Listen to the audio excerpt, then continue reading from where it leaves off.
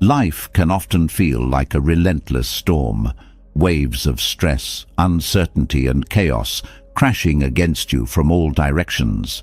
In the face of this modern turbulence, many of us search for stability, a sense of peace and deeper meaning. What if I told you there's a way to rise above the noise, a path that has guided millions for centuries? That path is Buddhism. Buddhism is more than a religion. It's a philosophy, a way of life, and a timeless guide to finding balance in a world that never seems to slow down. Rooted in the teachings of Siddhartha Gautama, or the Buddha, this ancient wisdom offers practical solutions for navigating life's challenges. Whether you're grappling with stress, longing for clarity, or striving for personal growth, Buddhism holds the keys to a more mindful, peaceful, and purpose-driven life. In a world consumed by constant distractions, social pressures, and the ever-present hustle for success, Buddhism reminds us to pause and breathe. It teaches us that true happiness isn't found in material possessions or fleeting achievements, but in mastering our minds, cultivating compassion, and embracing the present moment. The teachings of the Buddha, distilled over 2,500 years, remain strikingly relevant today, offering profound insights into human nature and the art of living well. This guide is not about converting you or asking you to abandon your beliefs. Instead, it's an invitation to explore timeless principles that can help you navigate the complexities of modern life. Whether you're seeking to overcome stress, deepen your mindfulness practice, or simply understand yourself better, the teachings of Buddhism can be a transformative force. Through this journey, you'll discover practical tools for managing stress, letting go of attachments, and cultivating inner peace. You'll learn how to turn adversity into growth, embrace impermanence, and build resilience in the face of life's challenges.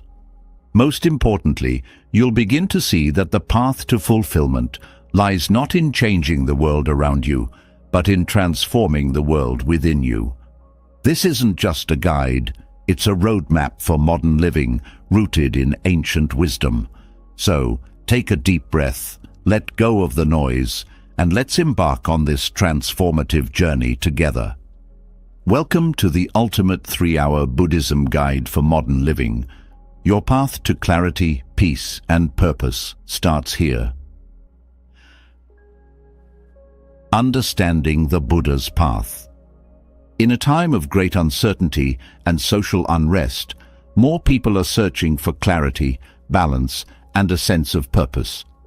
Over 2,500 years ago, a man named Siddhartha Gautama, later known as the Buddha, embarked on a similar quest for answers.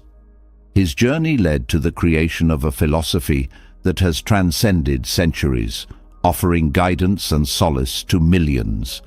Buddhism is not just a set of teachings, it is a way of life, a practical approach to understanding the nature of existence and finding inner peace. It continues to hold profound relevance in our modern world. The Buddha's path began with a deep dissatisfaction with the material comforts and privileges he was born into. As a prince, Siddhartha had everything anyone could desire: wealth, power, and security. Yet he felt an unshakable emptiness. He saw that even those who seemed to have everything were not immune to suffering. Age, illness, and death were universal, and no amount of power could protect anyone from these realities. It was this stark truth that propelled Siddhartha to renounce his royal life and seek a deeper understanding of existence. His search took him to asceticism, where he pushed his body to the brink in an attempt to achieve enlightenment. But this extreme deprivation only left him weaker, both physically and mentally. This realization became the cornerstone of what would later be called the middle way, a balanced approach that avoids both indulgence and denial. Siddhartha's awakening came not through force or extremes, but through insight stillness, and profound reflection under the Bodhi tree. The Buddha's path is often misunderstood as a religion focused solely on spirituality, detached from worldly concerns. In truth, it is a framework for living. At its heart lies the understanding that suffering, or dukkha, is an inescapable part of life. From the smallest inconveniences to the greatest tragedies, suffering touches everyone. What the Buddha offered was not a way to avoid suffering entirely, but a method to navigate it with wisdom and composure. Modern life is riddled with its own forms of suffering: anxiety about the future, dissatisfaction with work, strained relationships, and the overwhelming noise of technology can make life feel chaotic. The Buddha's teachings remind us that the roots of our discomfort often lie within us, in our cravings, attachments, and inability to accept impermanence. His path encourages us to look inward, not for quick fixes, but for enduring solutions. In today's fast-paced world, the Buddha's emphasis on mindfulness has become more critical than ever. We are often so consumed by our thoughts, regrets about the past, or worries about the future, that we forget to live in the present moment. The Buddha taught that true liberation comes when we fully engage with the here and now, appreciating life as it unfolds. The relevance of the Buddha's path today also lies in its universality. It doesn't demand blind faith or adherence to dogma. Instead, it invites questioning, exploration, and self-discovery. It provides tools for anyone, regardless of background or belief system, to find peace and clarity. Whether through meditation, ethical living, or the cultivation of compassion, these teachings offer practical ways to lead a more meaningful life. The Buddha's journey from privilege to enlightenment is a timeless reminder that external circumstances alone cannot bring lasting fulfillment. His life and teachings serve as a guide, showing us that the answers we seek are not found in wealth or status, but in understanding the nature of our own minds. In embracing the Buddha's path, we step into a tradition that values wisdom, kindness, and balance, offering a way to navigate the complexities of modern living with grace and purpose. The Four Noble Truths, the key to understanding life. At the core of the Buddha's teachings lies a simple yet profound framework: the Four Noble Truths. These truths are not abstract theories, but practical insights into the human condition. They provide a lens through which we can understand the nature of suffering and the steps needed to alleviate it. In a world filled with challenges and uncertainty, the Four Noble Truths serve as a timeless guide to navigating life's inevitable ups and downs.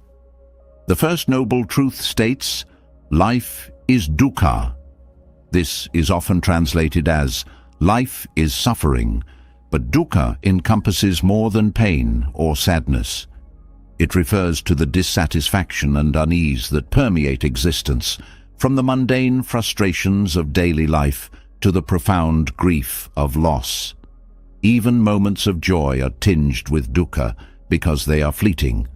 We cling to happiness, fearing its end, or chase after desires, only to find them unfulfilling.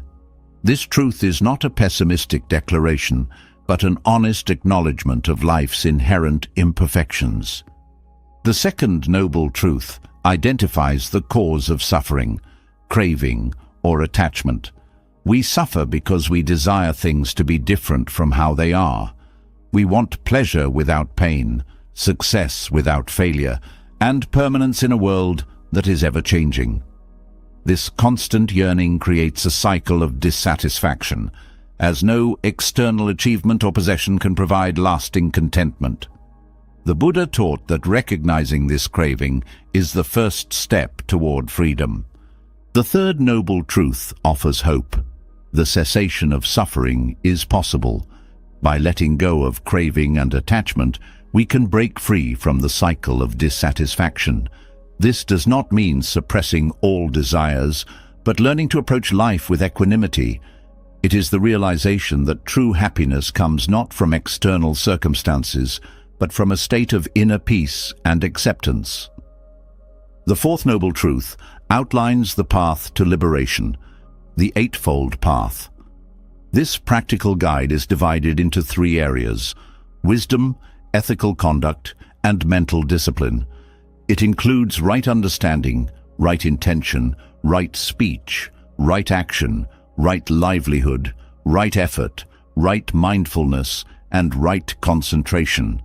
Each step reinforces the others, creating a holistic approach to living with purpose and clarity. In today's context, the Four Noble Truths remain as relevant as ever. The first truth challenges us to confront the discomforts we often try to ignore, whether it's the stress of a demanding job or the ache of unfulfilled dreams. By acknowledging dukkha, we stop running from our problems and begin to face them with courage. The second truth invites us to examine the sources of our dissatisfaction. Are we clinging to unrealistic expectations, chasing material success at the expense of our well-being, or comparing ourselves to others? Recognizing these patterns empowers us to let go and embrace a more balanced perspective. The third truth offers a vision of freedom. Freedom from the endless chase for something more. It reminds us that peace is not found in acquiring, but in appreciating. The fourth truth, the Eightfold Path, provides the tools to cultivate this peace through mindful living, ethical choices, and mental clarity. The Four Noble Truths are not just concepts to be understood, but principles to be lived. They encourage us to take responsibility for our own happiness, showing that transformation begins within. By integrating these truths into our daily lives, we can navigate challenges with wisdom, find joy in simplicity, and create a foundation for lasting contentment. These truths, though ancient, hold the power to transform modern life, offering a clear path through the complexity of the human experience. The Eightfold Path, a roadmap for living well. The Buddha's teachings are often described as a guide to living a life of balance, clarity, and inner peace. At the heart of his philosophy lies the Eightfold Path, a practical roadmap to align our thoughts, actions, and habits with a life of meaning and fulfillment. Unlike rigid commandments or abstract principles, the Eightfold Path is a set of practices designed to be integrated into daily life. Its wisdom resonates across centuries, offering a clear way to navigate the complexities of the modern world. The Eightfold Path is divided into three key areas: wisdom, ethical conduct, and mental discipline. These are not isolated concepts, but interconnected steps that work together to cultivate a well-rounded, harmonious existence. It begins with wisdom, for without understanding the nature of reality, our efforts may lack direction. The first step is right view, the ability to see life clearly, free from illusion or wishful thinking. This involves understanding the Four Noble Truths and accepting the transient nature of all things. In a world where misinformation and unrealistic expectations often cloud our judgment, right view invites us to ground ourselves in truth. By seeing things as they are, we can approach life with greater clarity and intention. Next is right intention, which focuses on our motives. Are our actions driven by kindness, compassion, and a desire to grow, or are they rooted in greed, anger, or delusion? Right intention calls us to examine our inner world and align our desires with values that promote well-being for ourselves and others. From wisdom, the path transitions to ethical conduct, emphasizing the way we interact with the world. Right speech encourages us to use words thoughtfully. The Buddha taught that speech has the power to heal or harm. Gossip, lies, and harsh words sow discord, while honest and kind communication fosters trust and understanding. In a digital age where words are easily amplified through social media, the principle of right speech is more critical than ever. Right action focuses on our deeds, guiding us to act with integrity and mindfulness. This includes refraining from harming others, stealing, or engaging in harmful behaviors. Right action is not about perfection, but about striving to live in a way that minimizes harm and maximizes good. It is a call to align our actions with our highest values. Right livelihood is the ethical dimension of how we earn a living. The Buddha emphasized the importance of pursuing work that benefits others and avoids harm, such as professions that exploit, deceive, or harm life. In today's interconnected world, this principle challenges us to consider the broader impact of our career choices on people, communities, and the planet. The final section of the path, mental discipline, focuses on training the mind. Right effort involves cultivating positive mental states while letting go of unwholesome ones. This requires diligence and awareness. It is not about forcing positivity, but about consistently nurturing habits of kindness, patience, and resilience. Right. Mindfulness is perhaps the most well-known aspect of the path, emphasizing the importance of living fully in the present moment. Mindfulness teaches us to observe our thoughts, feelings, and surroundings without judgment, helping us break free from autopilot living. In a world filled with distractions, right mindfulness offers a way to regain focus and appreciate life as it unfolds. Finally, right concentration is the practice of deep meditation, allowing us to develop clarity and inner calm. It involves focusing the mind and cultivating stillness, enabling us to connect with our inner wisdom. This practice forms the foundation for greater insight and self-awareness.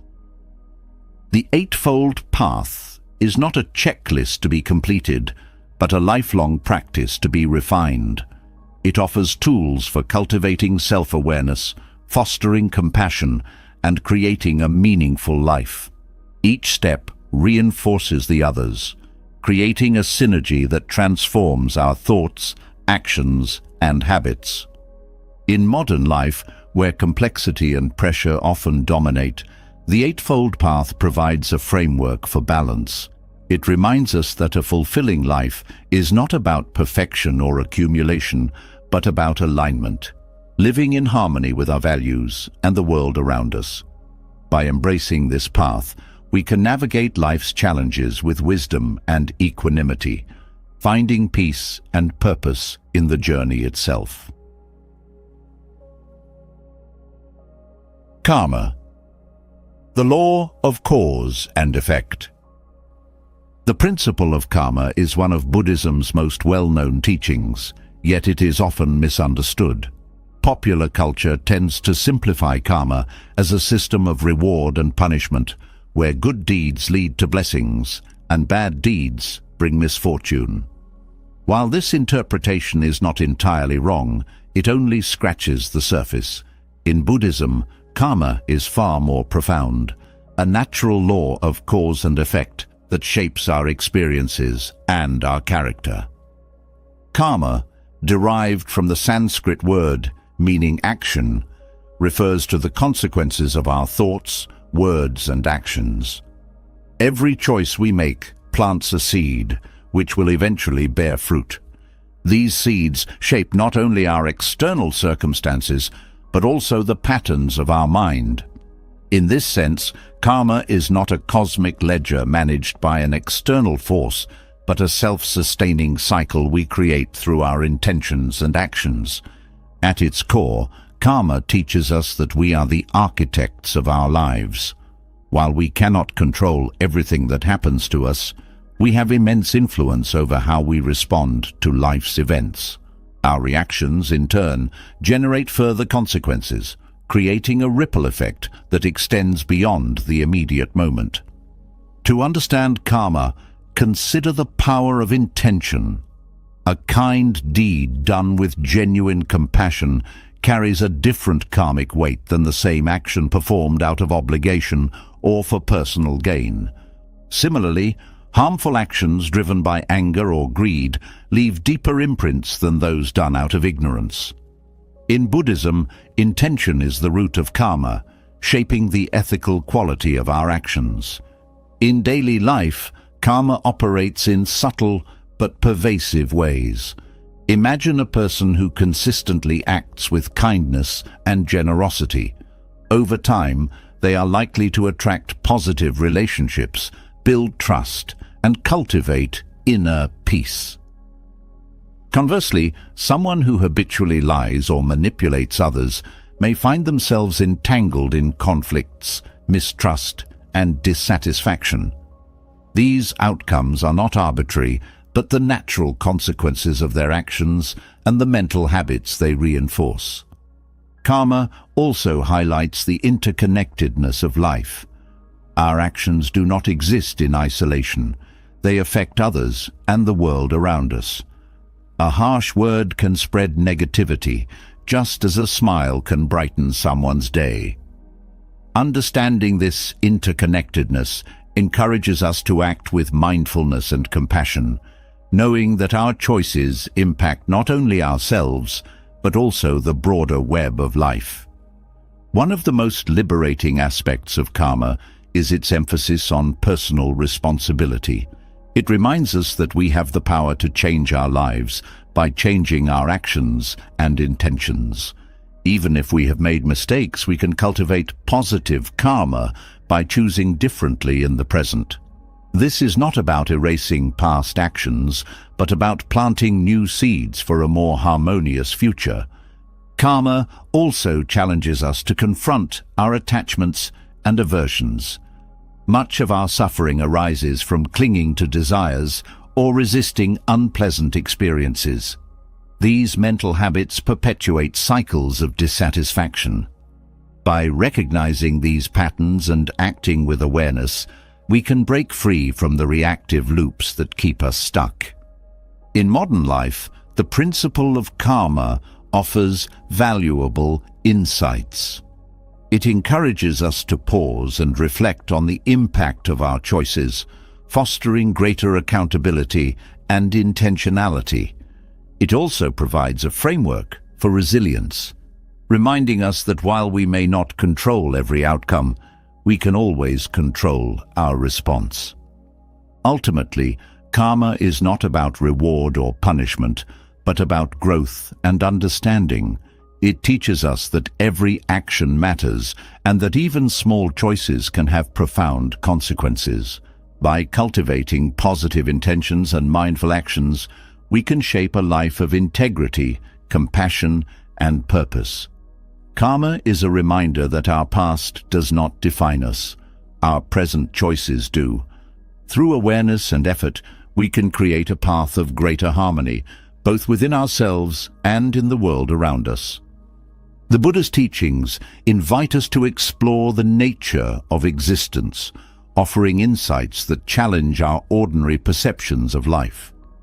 At the heart of his philosophy lies the understanding of the three marks of existence: impermanence, anicca, suffering, dukkha, and non-self, anatta.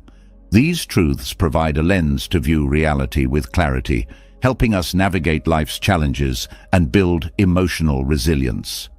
Impermanence, the constant of change.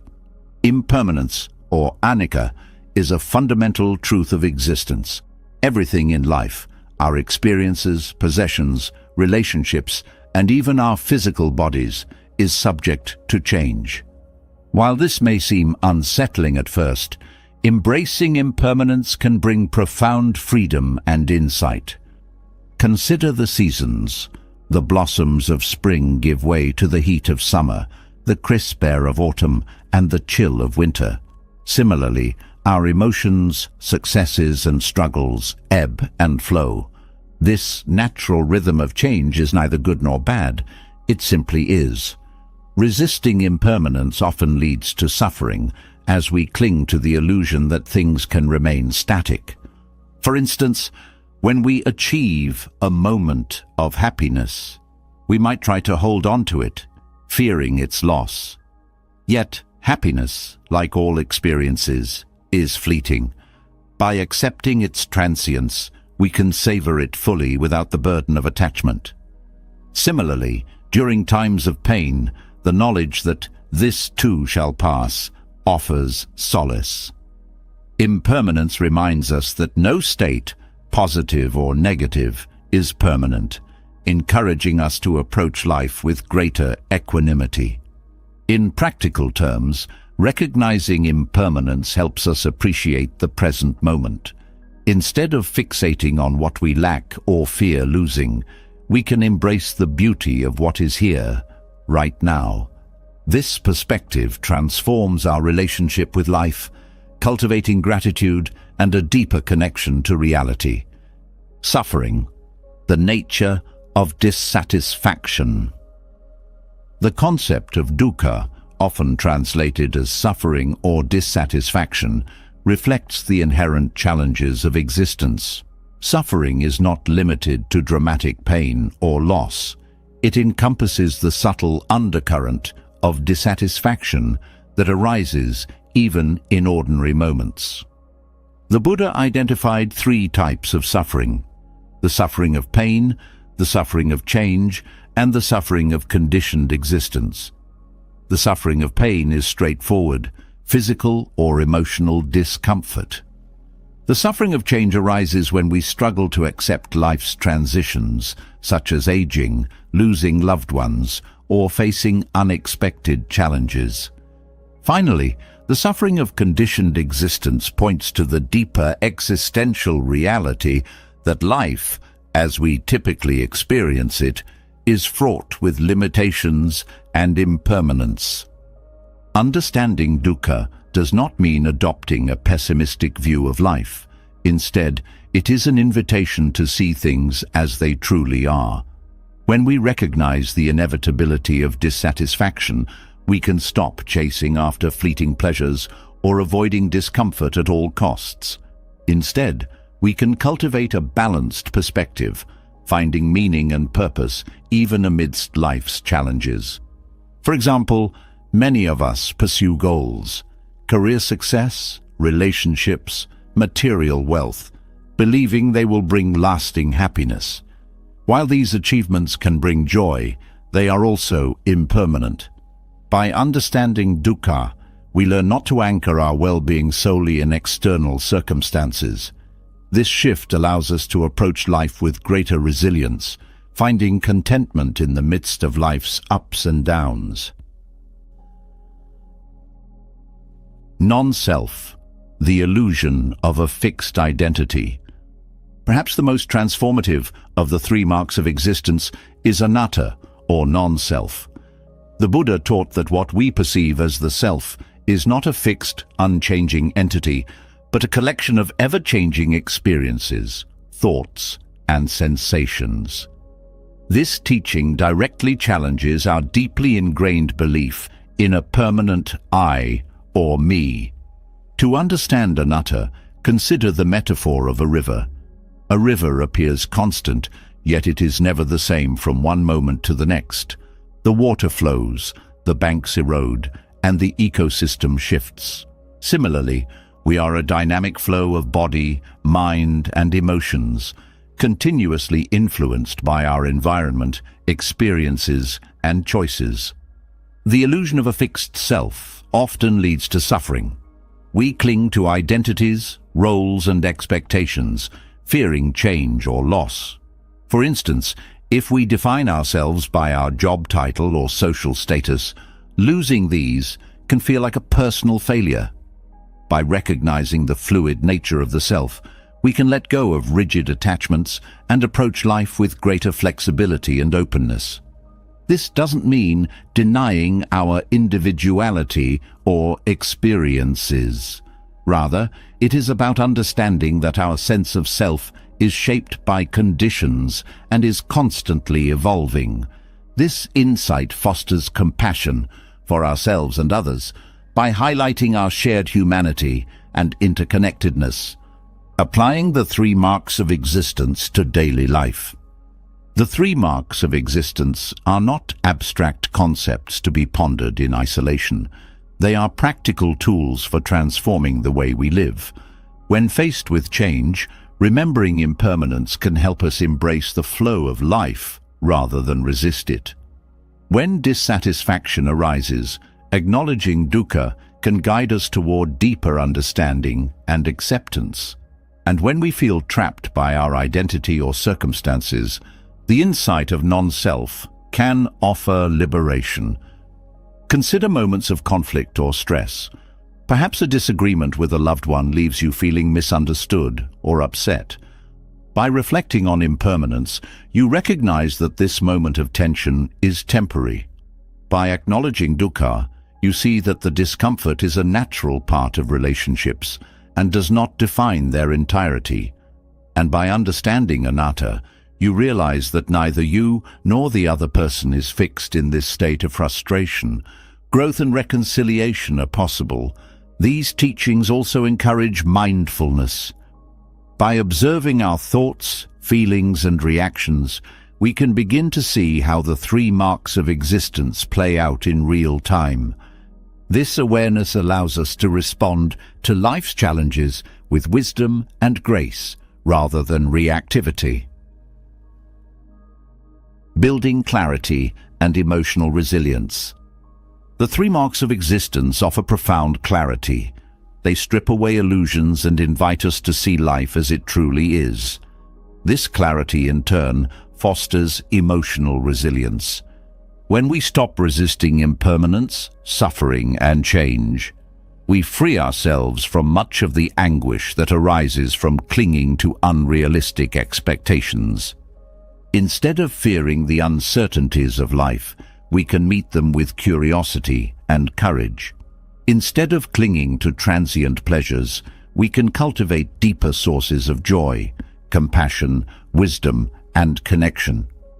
And instead of being confined by the illusion of self, we can embrace the freedom of living authentically and fluidly. The Buddha's teachings on impermanence, suffering, and non-self are not meant to diminish life's beauty, but to help us see it more clearly. By understanding these truths, we can navigate the complexities of existence with greater ease, finding peace not in the absence of challenges, but in our ability to embrace them. Mindfulness, the art of being present. In our fast-paced, distraction-filled world, mindfulness offers a profound antidote to stress, anxiety, and the constant pull of competing demands. Rooted in Buddhist practice, mindfulness is the art of being fully present in the moment, observing your thoughts, emotions, and surroundings without judgment. It is a simple concept, yet its transformative potential is immense. Mindfulness begins with awareness, paying attention to your breath, the sensations in your body, or the sounds around you. At first, this might feel unnatural. The mind is accustomed to wandering, to replaying past events, worrying about the future, or indulging in endless to-do lists. Yet, with practice, mindfulness becomes a refuge, allowing you to step back from the chaos of life and find stillness within. Consider the role of mindfulness in managing stress. Imagine you're caught in a traffic jam, running late for an important appointment. Your heart races, your hands tighten on the steering wheel, and your thoughts spiral into frustration.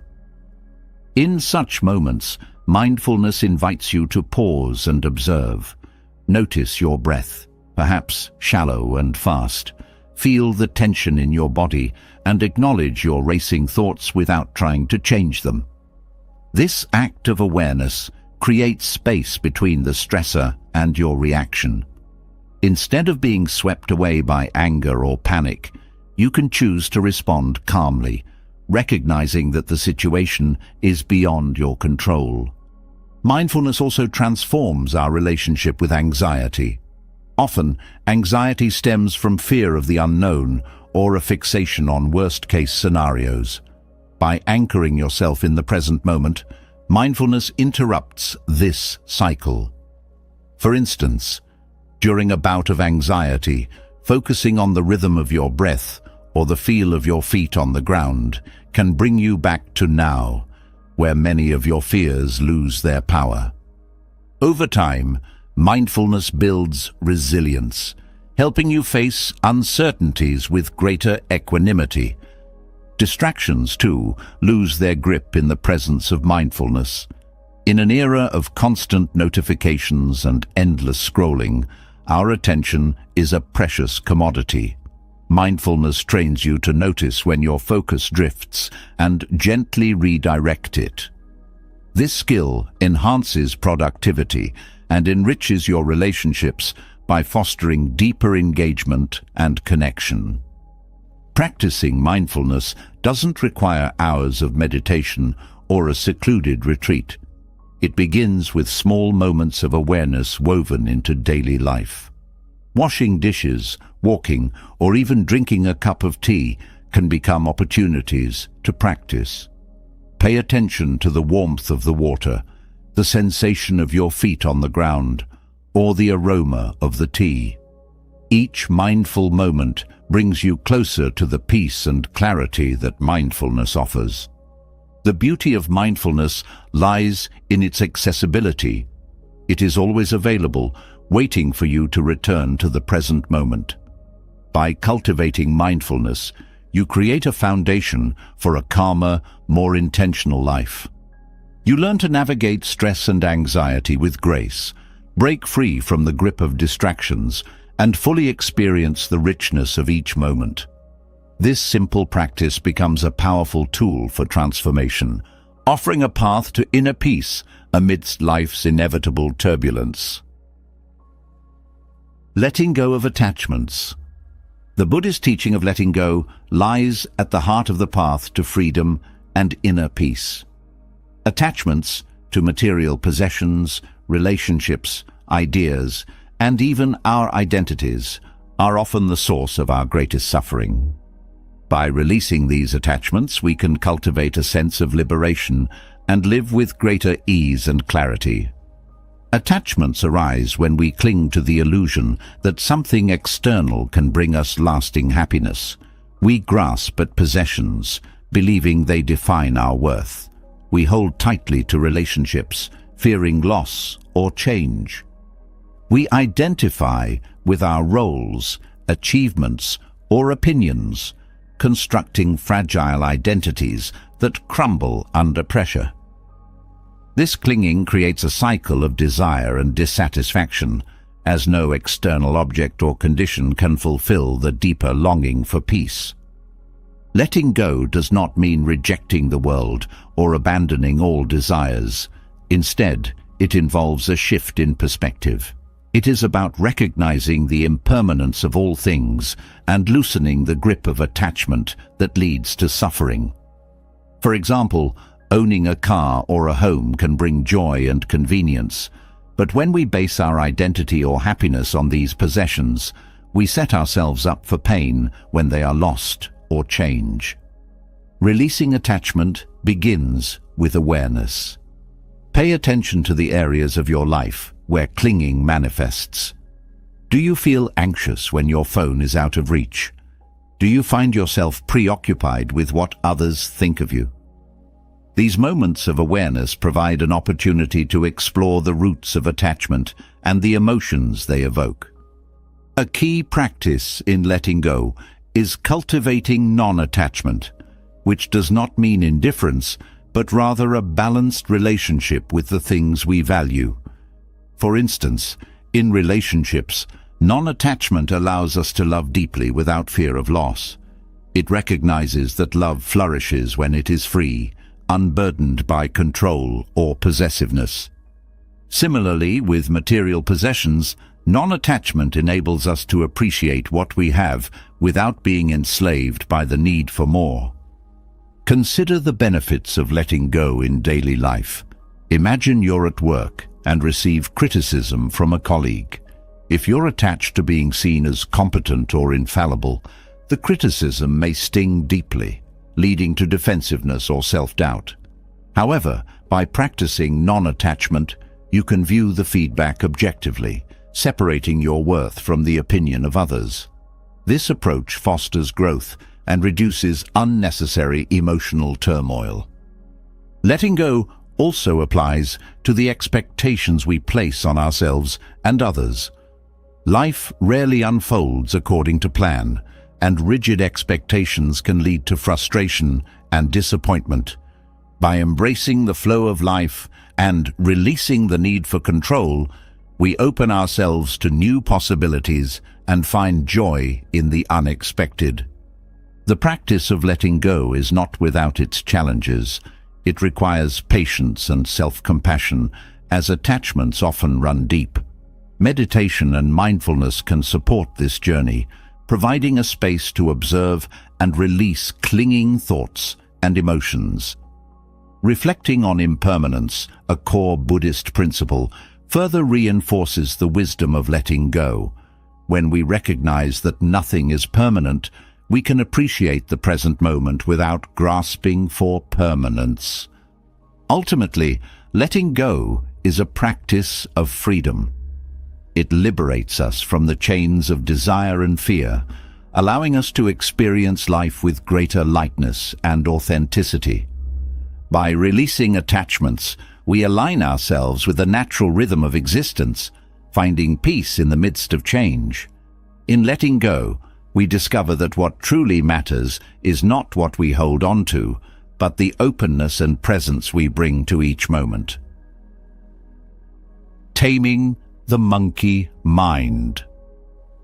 The phrase monkey mind originates from Buddhist teachings and vividly describes the restless, scattered state of our thoughts. Just as a monkey leaps from branch to branch, our minds jump incessantly from one thought to another, often amplifying stress, anxiety, and distraction. Taming this chaotic mental chatter is a cornerstone of mindfulness and a path to finding focus amidst the chaos of modern life. The monkey mind thrives on overthinking and distraction. It reminds you of unfinished tasks, replays past mistakes, and frets about the future. While this mental activity is a natural aspect of the human condition, allowing it to dominate can leave you feeling overwhelmed and disconnected. The practice of taming the monkey mind begins with awareness, recognizing when your thoughts have spiraled into unproductive patterns. One of the most effective strategies for calming the monkey mind is focused breathing. The breath is always with you, a constant anchor in the present moment. When your mind begins to wander, return your attention to your breath. Observe its rhythm as you inhale and exhale. If thoughts intrude, gently guide your focus back to the breath without judgment. This practice, often referred to as mindful breathing, not only steadies the mind, but also soothes the nervous system, promoting a sense of calm and clarity. Another powerful technique is grounding through the senses. Engage fully with the world around you by tuning into sensory experiences. Notice the texture of the ground beneath your feet, the sounds of nature, or the feel of sunlight on your skin. These moments of presence interrupt the monkey mind's habitual chatter and ground you in the here and now.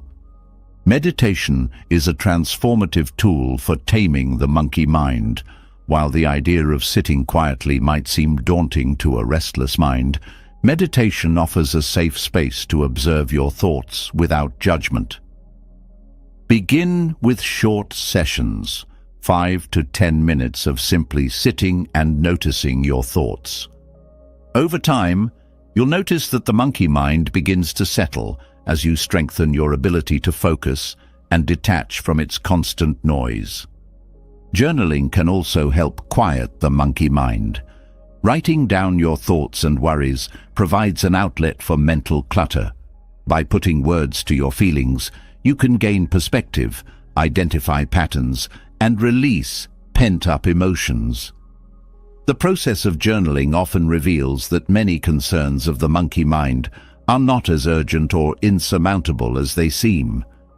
Cultivating self-compassion is vital in this journey. The monkey mind thrives on criticism and self-judgment, but meeting yourself with kindness can disarm its power. When your thoughts race, remind yourself that this is a universal human experience. Approach your practice with patience, understanding that taming the monkey mind is a gradual process. Lastly, creating moments of intentional stillness in your day can make a significant difference.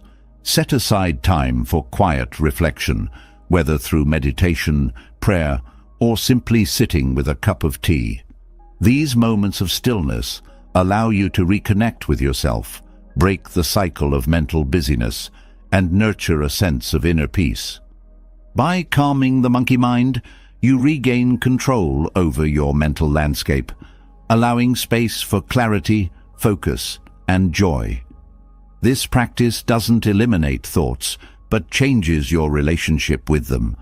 The mind becomes less like a chattering monkey and more like a calm, steady companion, guiding you through life's challenges with grace and purpose. The practice of loving kindness, metta. At the heart of Buddhist practice lies the transformative concept of loving kindness, or metta. This profound yet simple practice involves cultivating unconditional compassion for yourself and others, transcending judgment, anger, and fear. Loving kindness is not merely an emotion, it is an intentional mindset that fosters deep connection and healing. The practice of metta begins with yourself. In the busyness of life, it's easy to be harsh or critical toward your own imperfections. Loving kindness teaches you to approach yourself with gentleness and understanding. A simple way to begin is by repeating phrases of goodwill silently to yourself, such as, "May I be happy, may I be healthy, may I be safe, may I live with ease." These affirmations create a foundation of self-compassion, reminding you that you're deserving of kindness and care. Once you've cultivated loving kindness for yourself, you extend it outward. Begin with someone you love deeply, a friend, partner, or family member. Imagine them in your mind's eye and send them the same wishes. May you be happy. May you be healthy. May you be safe. May you live with ease. Visualize their happiness and well-being, allowing feelings of warmth and connection to grow. Metta becomes particularly transformative when directed toward difficult relationships. It may feel counterintuitive to send loving kindness to someone who has hurt you, but this practice is not about condoning their actions. Instead, it's about freeing yourself from the burden of resentment and fostering a sense of peace.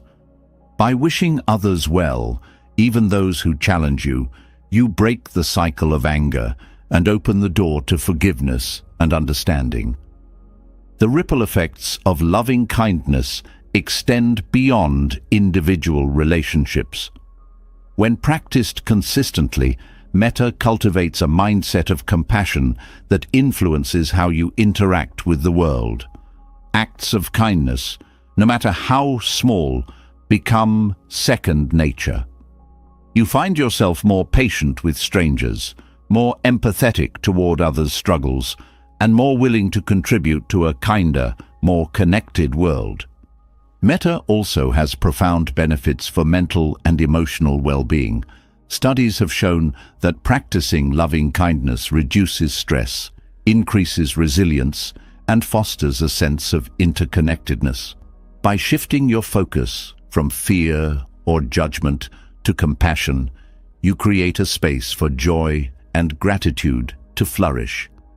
The practice of loving kindness is deeply personal, yet its impact is universal.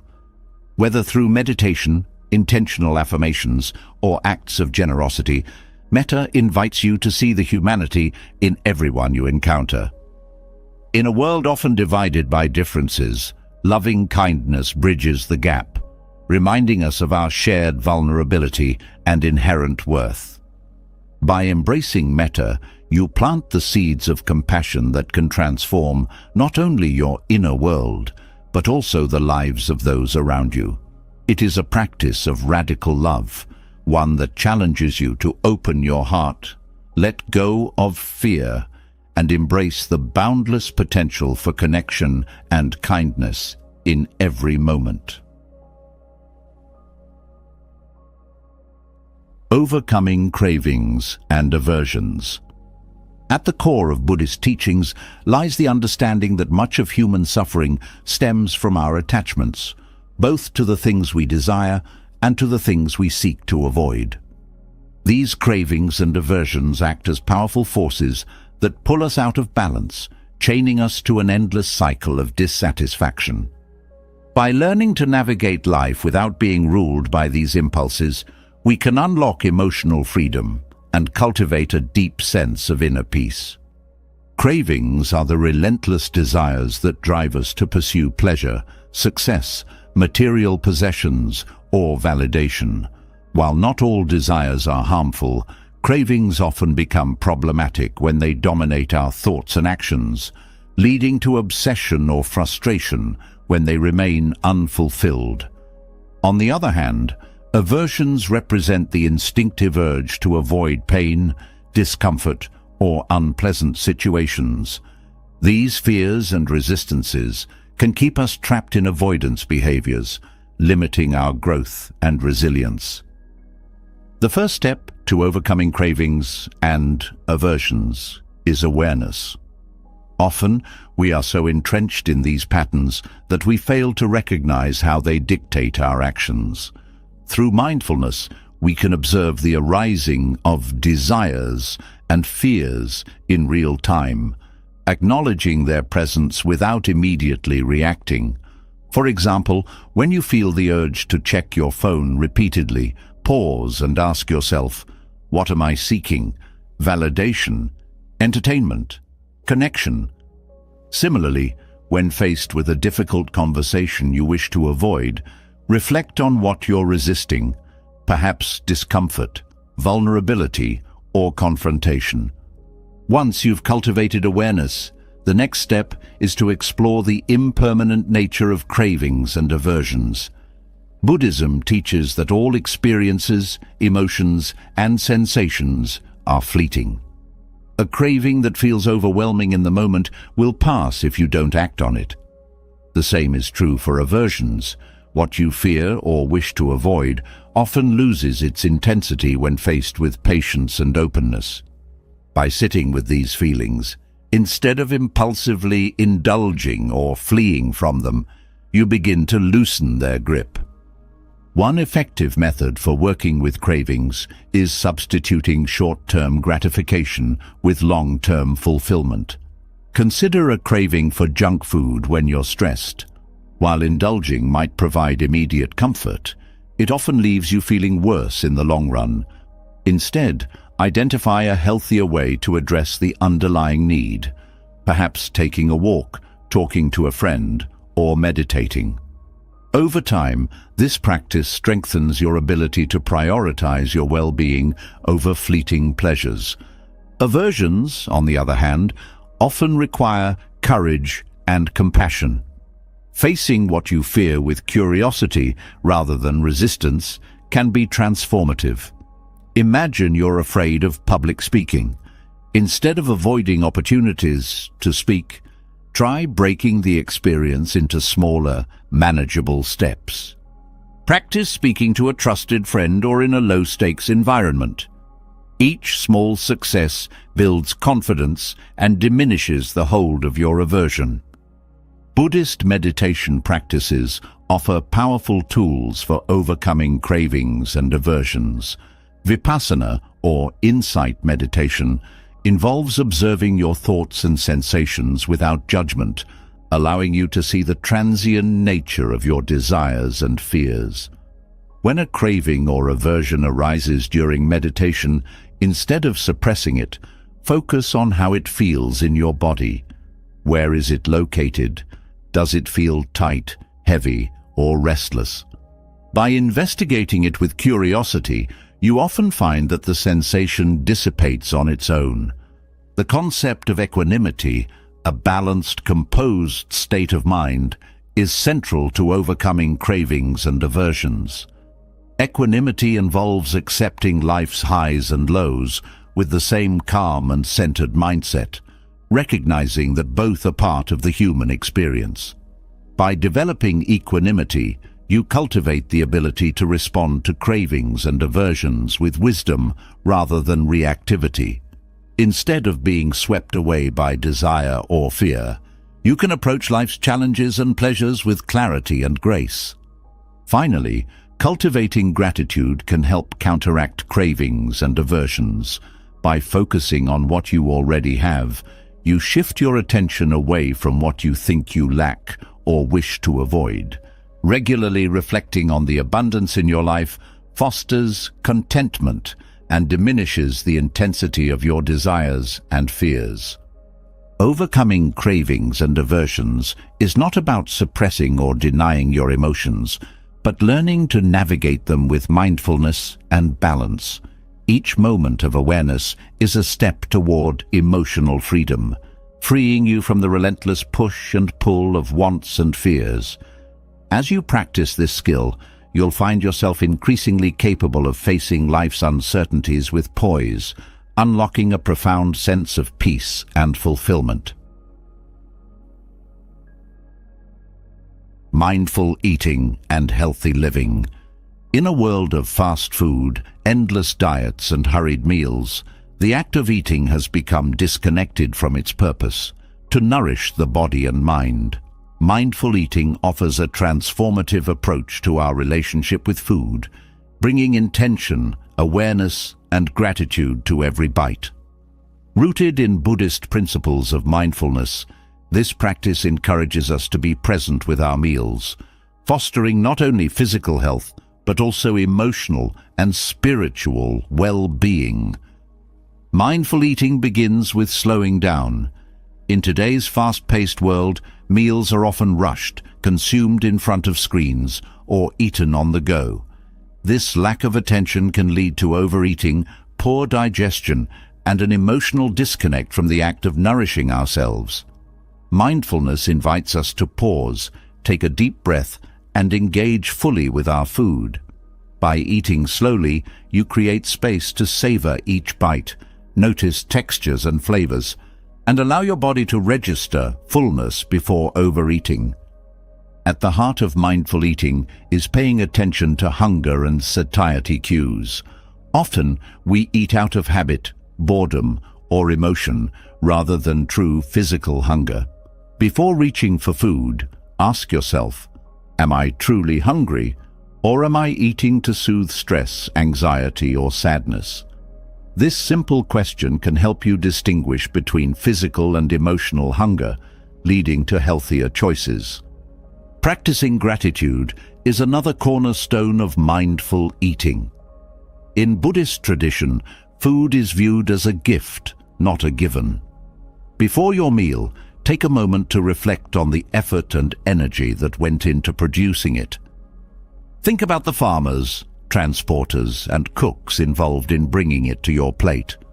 This gratitude deepens your connection to the food and cultivates a sense of appreciation for life's interconnectedness.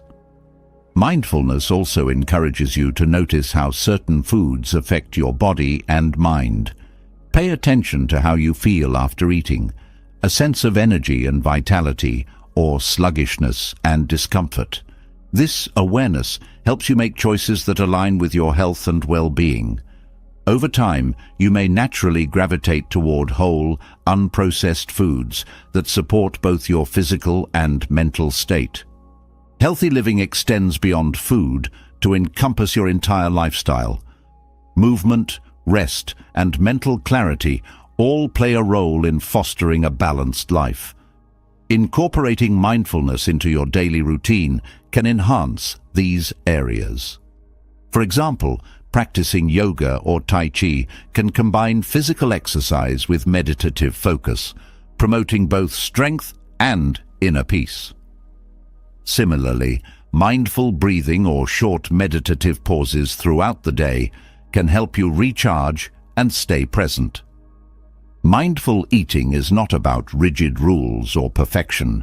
It's about cultivating a compassionate and curious approach to your relationship with food and health. There will be times when you eat mindlessly or indulge in less nutritious choices, and that's okay. The key is to bring awareness to those moments and use them as opportunities for reflection rather than self-judgment.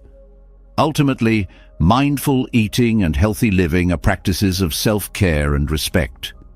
By nourishing your body with intention and treating it as a temple, you align with the Buddhist principle of compassion, not just for others, but for yourself. This alignment creates a ripple effect, influencing how you show up in all areas of your life with greater energy, clarity, and purpose.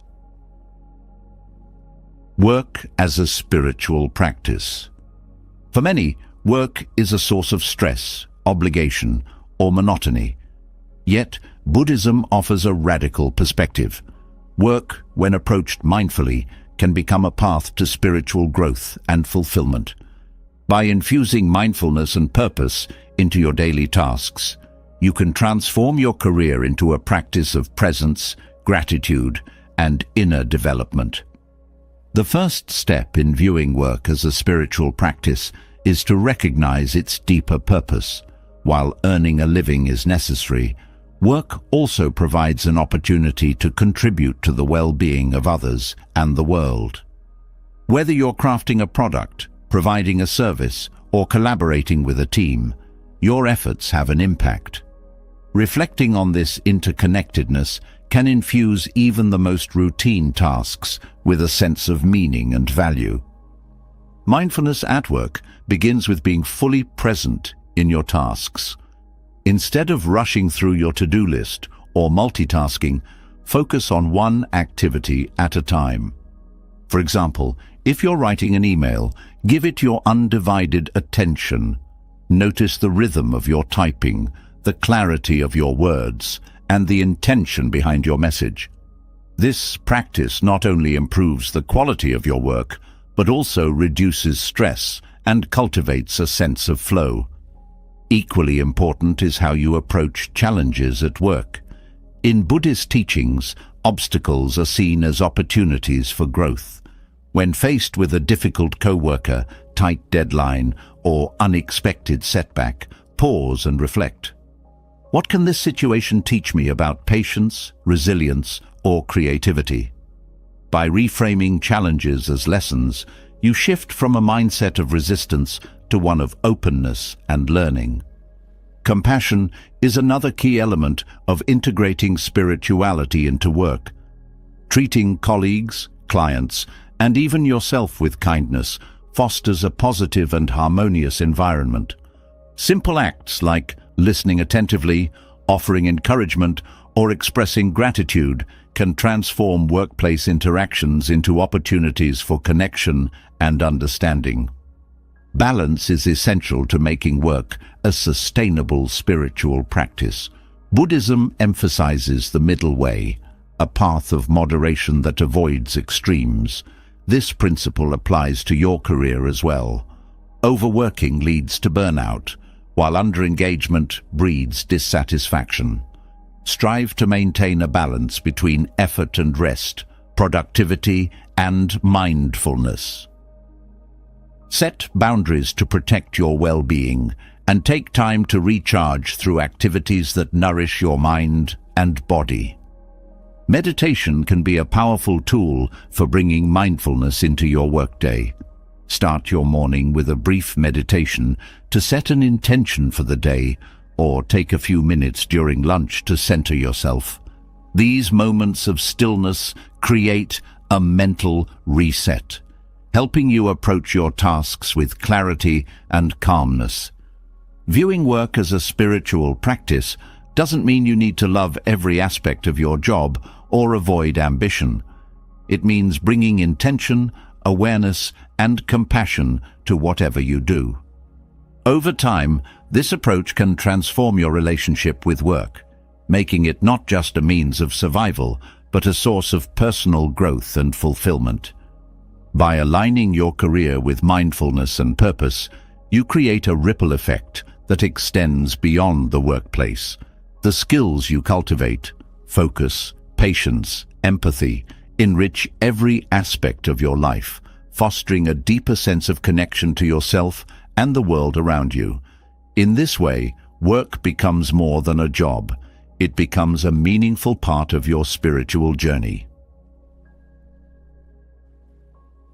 Digital minimalism and the middle way. In today's hyper-connected world, technology is both a blessing and a burden. It has revolutionized the way we work, communicate, and learn, but it has also become a source of distraction, stress, and even addiction. The Buddhist principle of the middle way offers a timeless solution: balance. By applying digital minimalism through intentionality and mindfulness, we can harness technology's benefits while avoiding its pitfalls. The middle way, as taught by the Buddha, is the practice of avoiding extremes. It encourages neither overindulgence nor complete abstinence, but rather a path of moderation that fosters clarity, balance, and well-being. When applied to technology, this principle invites us to be mindful of how we use digital tools, ensuring they serve our lives rather than dominate them. Digital minimalism begins with awareness. Take a moment to reflect on your relationship with technology. How much time do you spend on screens? What emotions do you feel when scrolling through social media? Joy, comparison, anxiety. By observing these patterns without judgment, you can identify areas where technology enhances your life and where it detracts from your peace of mind. Setting boundaries is a practical step toward digital minimalism. Create intentional limits around your screen time, such as turning off devices during meals or setting specific hours for checking emails. These boundaries help you reclaim moments of presence and connection, aligning with the Buddhist practice of mindfulness. Another key aspect is curating your digital environment. Just as you might declutter your physical space, consider simplifying your online presence. Unsubscribe from unnecessary emails, unfollow accounts that don't bring value, and organize your devices to minimize distractions. By reducing digital noise, you create space for focus and intentionality. Mindfulness can also transform how you interact with technology. Before picking up your phone, pause and ask yourself, why am I reaching for this device? Is it out of habit, boredom, or a genuine need? This moment of reflection can help you make conscious choices, reducing mindless scrolling and enhancing meaningful engagement. Technology isn't inherently harmful. It's how we use it that matters. The middle way encourages us to embrace its benefits while staying grounded in our values. For instance, using meditation apps, digital planners, or online courses can support personal growth and well-being. The key is to approach these tools with intention, ensuring they align with your goals and aspirations. Digital minimalism isn't about perfection or deprivation. It's about cultivating a mindful relationship with technology. There will be times when you binge watch a show or lose track of time online, and that's okay. The practice lies in returning to balance, using each experience as a lesson in awareness and moderation. By embracing the principles of the middle way in your digital life, you can create a harmonious relationship with technology. This balance fosters not only productivity and focus, but also a deeper connection to yourself and the world around you. In a society that often glorifies busyness and distraction, digital minimalism is a powerful step toward clarity, presence, and inner peace. Relationships. rooted in mindfulness. Relationships form the fabric of our lives, offering love, support, and connection. Yet, they can also bring challenges, misunderstandings, and conflict. Buddhism teaches that the quality of our relationships reflects the quality of our mind. By grounding our interactions in mindfulness, compassion, and understanding, we can nurture harmonious and fulfilling connections with family, friends, and romantic partners. Mindfulness in relationships begins with presence. Too often, our minds are elsewhere during conversations, replaying the past, worrying about the future, or distracted by devices. To be mindful is to give your full attention to the person in front of you, truly hearing their words and noticing their emotions. This act of presence is a gift that deepens connection and fosters mutual understanding. Compassion is another cornerstone of mindful relationships. In Buddhist teachings, compassion is the sincere wish for others to be free from suffering. This doesn't mean solving their problems, but rather offering empathy and support. When a loved one is struggling, listen with an open heart, validating their feelings without judgment or unsolicited advice. By showing compassion, you create a safe space for authentic connection. Conflict is inevitable in relationships, but mindfulness can transform how we navigate disagreements. Instead of reacting impulsively, pause and observe your emotions. Anger, frustration, or hurt may arise, but these feelings are transient. By responding with patience and clarity, you can address the issue without escalating it. The Buddhist practice of right speech, speaking truthfully, kindly, and purposefully, can guide your words toward resolution rather than harm. Balancing individuality and connection is another vital aspect of mindful relationships. While relationships thrive on mutual care and support, it's equally important to maintain a sense of self. The Buddhist principle of non-attachment teaches us to love without clinging, allowing others the freedom to grow and change. This balance fosters healthier dynamics, free from dependency or control. Romantic relationships in particular can benefit from mindfulness and Buddhist principles. Instead of seeking a partner to complete you, approach love as a journey of mutual growth and understanding. Practice gratitude for your partner's qualities, express appreciation often, and view challenges as opportunities to deepen your bond. Friendships and family relationships also thrive on mindfulness. Take time to nurture these connections, even amidst busy schedules. A simple act of checking in, sharing a meal, or offering a kind word can strengthen these bonds and remind you of the importance of community. Mindful relationships require effort and intention, but the rewards are profound. They offer not only external harmony, but also internal growth. As you cultivate patience, empathy, and presence in your interactions, you develop these qualities within yourself, fostering a deeper sense of peace and fulfillment. By applying Buddhist teachings to your relationships, you can navigate them with compassion, understanding, and balance.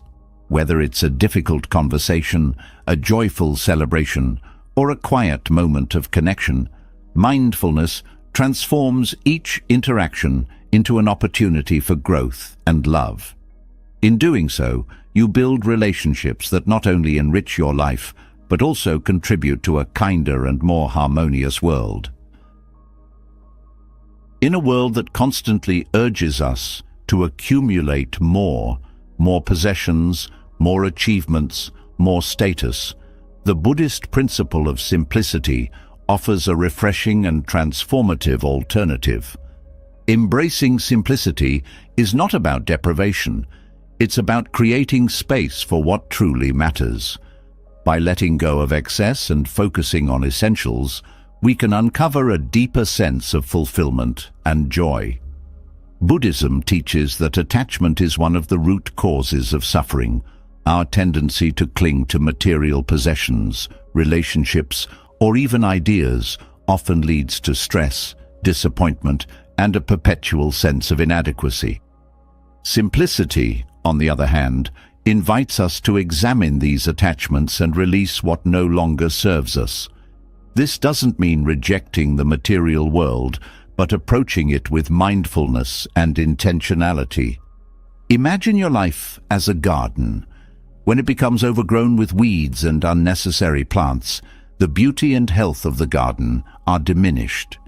Embracing simplicity is akin to pruning this garden, removing the excess so that the most vital and meaningful elements can thrive. This practice can be applied to every aspect of life, from our physical spaces to our mental and emotional landscapes. One practical way to embrace simplicity is through decluttering. Begin by examining your physical possessions. Do you own items that no longer bring you joy or serve a purpose? Are there things you hold on to out of habit or guilt? By letting go of these items, you create a space that is not only physically clearer, but also mentally freer. Each item you release is an opportunity to practice non-attachment, a core tenet of Buddhist philosophy. Decluttering can extend beyond material possessions. Consider your commitments and obligations. Are you overburdened with activities or responsibilities that don't align with your values? Simplifying your schedule allows you to devote more energy to the things that truly matter, whether that's spending time with loved ones, pursuing a passion, or simply enjoying moments of rest and reflection. Simplicity also applies to how we consume information and entertainment. In an era of endless notifications and streaming options, it's easy to feel overwhelmed. Mindful consumption, choosing quality over quantity, can help you regain focus and peace. This might mean setting limits on screen time, curating the content you engage with, or dedicating time to activities that nourish your soul, such as reading, meditating, or spending time in nature. The joy of less isn't just about physical or external decluttering, it's also about letting go internally. We often carry mental clutter in the form of unresolved emotions, regrets, or worries about the future. Buddhist teachings encourage us to release these burdens through practices like mindfulness and meditation. By observing our thoughts without attachment, we can free ourselves from unnecessary mental noise and cultivate clarity. Living simply doesn't mean avoiding pleasure or comfort. Rather, it's about appreciating and savoring what we already have. Gratitude is a powerful companion to simplicity. When we focus on the abundance already present in our lives, be it a warm meal, a kind gesture, or the beauty of the natural world, we realize that contentment doesn't come from acquiring more, but from fully experiencing the moment. A life of simplicity is also deeply connected to sustainability. By consuming less and valuing what we have, we naturally reduce our impact on the planet. This alignment with Buddhist principles of compassion and interconnectedness reflects the idea that our choices affect not only ourselves, but also the wider world. The journey to simplicity is a personal and ongoing process. It's not about perfection, but about making mindful choices that align with your values. Each step towards simplicity, whether it's clearing a drawer, saying no to an unnecessary commitment, or quieting your mind through meditation, brings you closer to a life of clarity, freedom, and joy. In embracing simplicity, we learn to let go of the unnecessary and find fulfillment in the essential. This practice allows us to reconnect with what truly matters, cultivating a life that is not only clutter-free, but also rich in meaning and peace. As we align with Buddhist principles of simplicity and non-attachment, we discover that the joy of less is, in fact, a profound abundance. Facing suffering with grace. Suffering is an inevitable part of life, a truth that lies at the heart of Buddhist teachings. Yet, rather than avoiding or fearing it, Buddhism invites us to face suffering with grace, transforming it into a source of strength and wisdom. The Buddha's profound insight into the nature of suffering, articulated in the First Noble Truth, serves as a foundation for navigating life's hardships with resilience and composure. At its core, suffering arises from our attachments, desires, and aversions. We suffer when we cling to what is fleeting, resist what is inevitable, or demand life to unfold according to our preferences. Buddhism teaches that while suffering is universal, how we respond to it is within our control. This perspective shifts us from being victims of our circumstances to active participants in our emotional well-being. Facing suffering with grace begins with understanding its nature. Instead of suppressing or denying pain, Buddhism encourages us to acknowledge it fully. By naming and recognizing our suffering, we take the first step toward healing. This act of awareness, mindful acknowledgement, helps us confront the reality of our emotions without being consumed by them. Imagine you're holding a glass of water. If you grip it tightly for hours, your hand will ache. But if you place it down, the strain disappears. Similarly, when we loosen our grip on suffering, when we stop resisting or over-identifying with it, we create space for clarity and peace. This doesn't mean ignoring pain, but learning to hold it lightly, understanding that it is transient and not the entirety of our experience. Meditation is a powerful tool in facing suffering with grace. Through meditation, we cultivate the ability to sit with discomfort, observing it without judgment. Instead of reacting impulsively, we learn to respond thoughtfully. This practice builds resilience, enabling us to approach difficulties with a calm and steady mind. Compassion also plays a vital role in navigating suffering. Compassion begins with ourselves, treating our pain with kindness and understanding rather than self-criticism or blame. By offering ourselves grace in moments of hardship, we lay the groundwork for extending that same compassion to others. Suffering, when met with compassion, becomes a bridge that connects us to the shared human experience. Another profound aspect of facing suffering is learning to find meaning within it. Life's challenges often carry hidden lessons, offering opportunities for growth and transformation. The Buddhist concept of turning poison into medicine reminds us that even the most painful experiences can be alchemized into sources of strength and wisdom when approached with the right mindset. Facing suffering with grace doesn't mean eliminating hardship, but transforming our relationship with it. By embracing suffering as a teacher rather than an adversary, we develop emotional resilience, deepen our understanding of ourselves, and uncover an enduring strength that guides us through life's inevitable storms, transforming adversity into growth. Adversity is a universal human experience, yet it holds the potential to become one of our greatest teachers. Buddhism encourages us to view challenges not as insurmountable obstacles, but as opportunities for growth, patience, and self-discovery. By shifting our perspective on adversity, we can transform life's trials into pathways for wisdom and resilience. The first step in transforming adversity is reframing how we perceive it.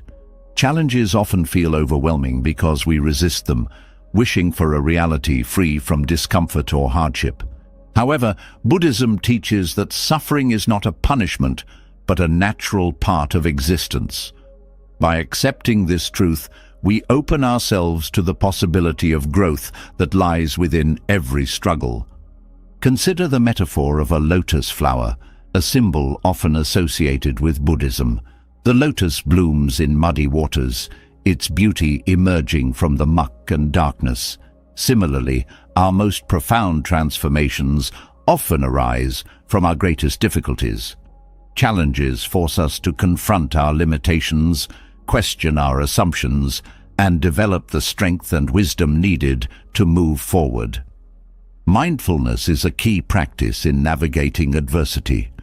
By staying present with our challenges, we avoid falling into the traps of rumination or catastrophic thinking. Mindfulness allows us to face difficulties one moment at a time, breaking them into manageable pieces. This practice helps us see adversity as a process rather than a permanent state, fostering a sense of hope and possibility. Adversity also presents an opportunity to cultivate patience. Patience, as taught in Buddhism, is not passive endurance, but an active state of calm and acceptance. When we learn to sit with discomfort and uncertainty, we develop a resilience that carries us through future challenges. Patience teaches us that growth often takes time, and that enduring hardship with grace strengthens our inner resolve. Another transformative aspect of adversity is the chance to practice gratitude. While it may seem counterintuitive, moments of difficulty often highlight the blessings we might otherwise take for granted. Gratitude shifts our focus from what we lack to what we have, providing a sense of grounding and perspective even in the midst of hardship. Finally, adversity deepens our self-awareness. It forces us to examine our values, priorities, and sources of strength. Through this introspection, we often discover hidden reserves of courage and resilience. We learn to trust in our ability to adapt and overcome, emerging from challenges not only stronger, but also more self-assured. The Buddhist perspective on adversity encourages us to embrace it as an integral part of life's journey. By meeting challenges with mindfulness, patience, and gratitude, we transform suffering into an opportunity for growth.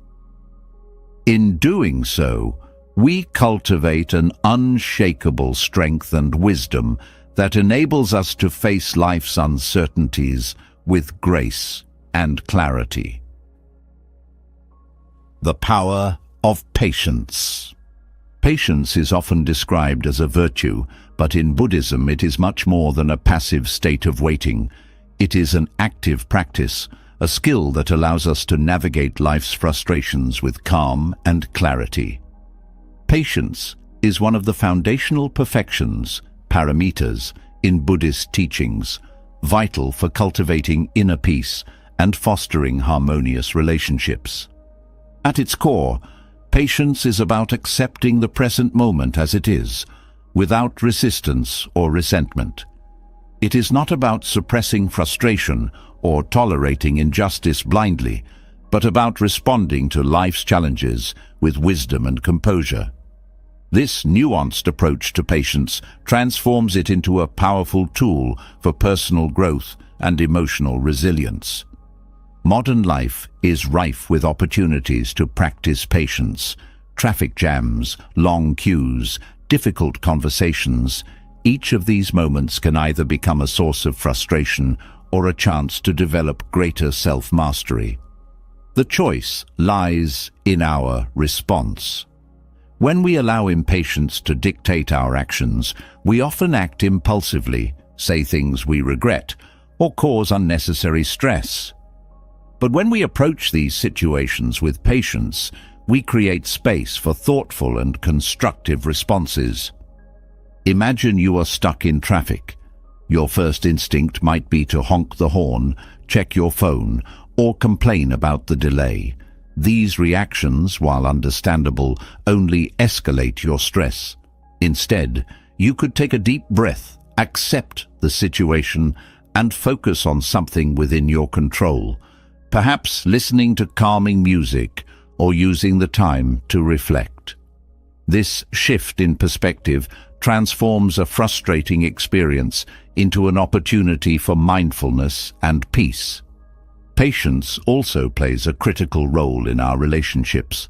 Disagreements and misunderstandings are inevitable, but how we respond determines whether they lead to conflict or deeper connection. By practicing patience, we learn to listen fully, allowing others to express themselves without interruption or judgment. This creates a foundation of mutual respect and understanding, strengthening our bonds with others. In Buddhism, patience is closely tied to the understanding of impermanence. Everything in life is transient, both the pleasant and the unpleasant. Recognizing this truth helps us endure difficulties with grace, knowing they will eventually pass.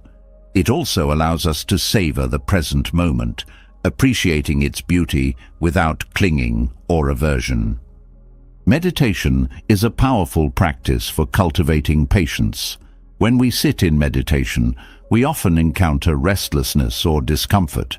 Instead of reacting, we learn to observe these sensations with curiosity and acceptance. Over time, this practice trains us to extend the same patience to our daily lives, enabling us to face challenges with equanimity. The power of patience lies in its ability to create space between stimulus and response, between frustration and action. This space is where wisdom resides, allowing us to choose a path that aligns with our values and fosters peace. As we cultivate patience, we become less reactive, more compassionate, and better equipped to handle life's inevitable frustrations.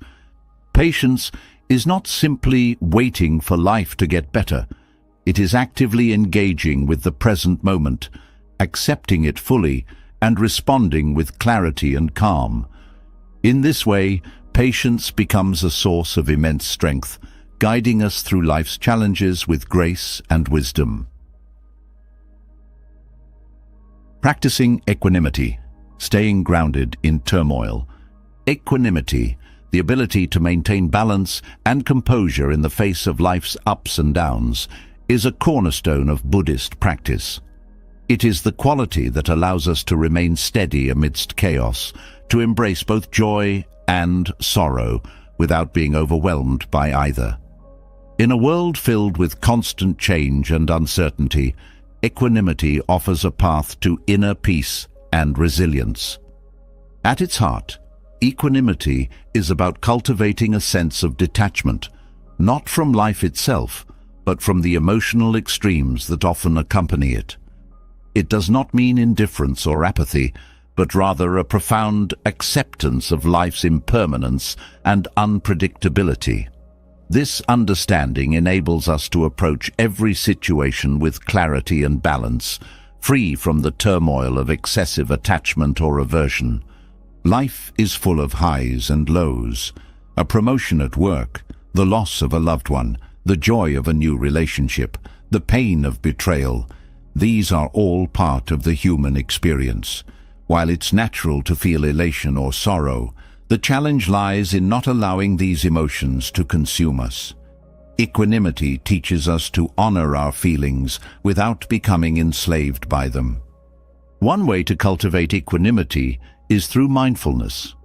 By paying close attention to our thoughts and emotions, we begin to notice their transient nature. A wave of anger, for instance, may feel all-consuming in the moment, but if we observe it without judgment, we see that it eventually subsides. This awareness helps us remain grounded, even in the midst of intense emotional experiences.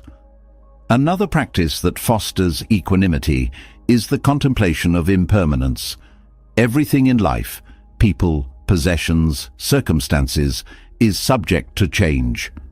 When we fully grasp this truth, we become less likely to cling to what we desire or resist what we dislike. Instead, we learn to appreciate the present moment for what it is, knowing that it too will pass. Equanimity also involves cultivating compassion, not only for others, but also for ourselves. When we face challenges, it's easy to fall into self-criticism or despair. By treating ourselves with kindness and understanding, we create a stable foundation from which to navigate life's difficulties.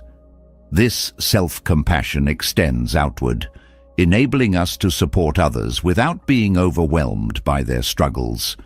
In relationships, equanimity allows us to interact with others from a place of balance rather than reactivity. For instance, when a loved one is upset, we can offer comfort and understanding without taking on their emotions as our own. This balanced approach strengthens our relationships while preserving our own emotional well-being. Practicing equanimity does not mean suppressing our emotions or avoiding challenges. Instead, it is about cultivating a steady mind and open heart, allowing us to face life's inevitable fluctuations with grace and poise. Through meditation, mindfulness, and a deep understanding of impermanence, we can develop this quality, transforming turmoil into a source of growth and clarity. Equanimity is a skill, one that requires practice and patience, but as we cultivate it, we find ourselves better equipped to handle life's uncertainties, to embrace its joys without clinging, and to endure its sorrows without despair. It is a path to freedom, one that leads us to a life of balance, wisdom, and profound inner peace. Fear is a natural part of the human experience. It is an instinctive response to danger, designed to protect us from harm. However, in modern life, fear often arises from imagined threats or uncertainties rather than immediate physical danger. These fears, fear of failure, rejection, uncertainty, or even fear of change, can paralyze us, preventing us from living fully and authentically. Buddhist teachings offer profound insights and practical methods to overcome these fears, allowing us to live with courage and confidence. In Buddhism, fear is seen as a manifestation of our attachment and aversion. We fear losing what we hold dear or encountering situations we find unpleasant. This fear stems from a misunderstanding of the impermanent and interconnected nature of life. By addressing the root causes of fear, Buddhist practice helps us break free from its grip. One of the most powerful tools for overcoming fear is mindfulness. When fear arises, it often spirals out of control because we resist it or become entangled in catastrophic thoughts. Mindfulness teaches us to observe fear without judgment, acknowledging its presence without letting it dominate us. For instance, if you feel fear about an upcoming presentation, mindfulness allows you to notice the physical sensations, perhaps a racing heart or sweaty palms, without labeling them as bad or trying to push them away. By staying present with the sensation, you can prevent fear from escalating and gain clarity about your next steps. Meditation, particularly loving kindness meditation, metta, is another effective practice for confronting fear. Fear often isolates us, making us feel small and alone. Loving kindness meditation counteracts this by cultivating a sense of connection and compassion for ourselves and for others. As you silently repeat phrases like, "May I be safe," "May I be free from fear," and "May I live with ease," you gradually replace the mental narrative of fear with one of kindness and strength. Buddhist teachings also emphasize the importance of understanding impermanence as a way to disarm fear. Much of our fear comes from clinging to the illusion of permanence. We fear losing our job, our health, or our loved ones because we believe these things are fixed sources of happiness. Buddhism teaches that everything in life is transient, and clinging to what is impermanent only causes suffering. By accepting this truth, we can approach life with greater equanimity and courage, recognizing that even our fears are fleeting. Consider the fear of failure, a common and deeply ingrained anxiety. Buddhist philosophy reframes failure as a natural and essential part of growth. The teachings encourage us to see failure not as a reflection of our worth, but as an opportunity to learn and develop. The story of the Buddha himself serves as a reminder. Before achieving enlightenment, Siddhartha Gautama faced numerous trials, doubts, and setbacks. His perseverance in the face of these challenges is a testament to the transformative power of embracing fear and failure as part of the journey. Fear is often fueled by the stories we tell ourselves, narratives about worst-case scenarios or imagined outcomes. Buddhism encourages us to challenge these stories through inquiry. Ask yourself, is this fear based on fact, or is it a projection of my mind? Often we find that our fears are exaggerated or unfounded. By examining them with a curious and compassionate mindset, we strip them of their power. Another key teaching in Buddhism is the concept of no self, anatta. Fear is deeply tied to our ego, our sense of self that clings to identity, status, and possessions. We fear failure because it threatens our self-image. We fear rejection because it undermines our sense of belonging. By understanding that the self is not a fixed entity, but a fluid interplay of experiences, we can begin to loosen our grip on fears rooted in ego. Finally, facing our fears directly is an essential part of the Buddhist path. Avoidance only strengthens fear, while confrontation weakens it. This principle is beautifully illustrated in the story of the Buddha and Mara, a figure who symbolizes fear, doubt, and temptation. When Mara appeared, instead of avoiding or fighting him, the Buddha calmly acknowledged his presence, saying, "I see you, Mara," and invited him to tea. This act of fearless acknowledgement disarmed Mara's power. Breaking free from fear is not about eliminating fear altogether. It is about transforming our relationship with it. Fear will always arise. It is a natural response to life's uncertainties. But with the tools of mindfulness, meditation, and wisdom, we can learn to face fear with openness and courage, using it as a stepping stone rather than a stumbling block. As we embrace these teachings, we unlock a profound sense of freedom. Fear no longer dictates our choices or limits our potential. Instead, we live with courage and confidence, grounded in the understanding that life's challenges are opportunities for growth and self-discovery. In this way, fear becomes not an enemy to be defeated, but a teacher guiding us toward a deeper sense of peace and empowerment. Meditation, building your inner sanctuary.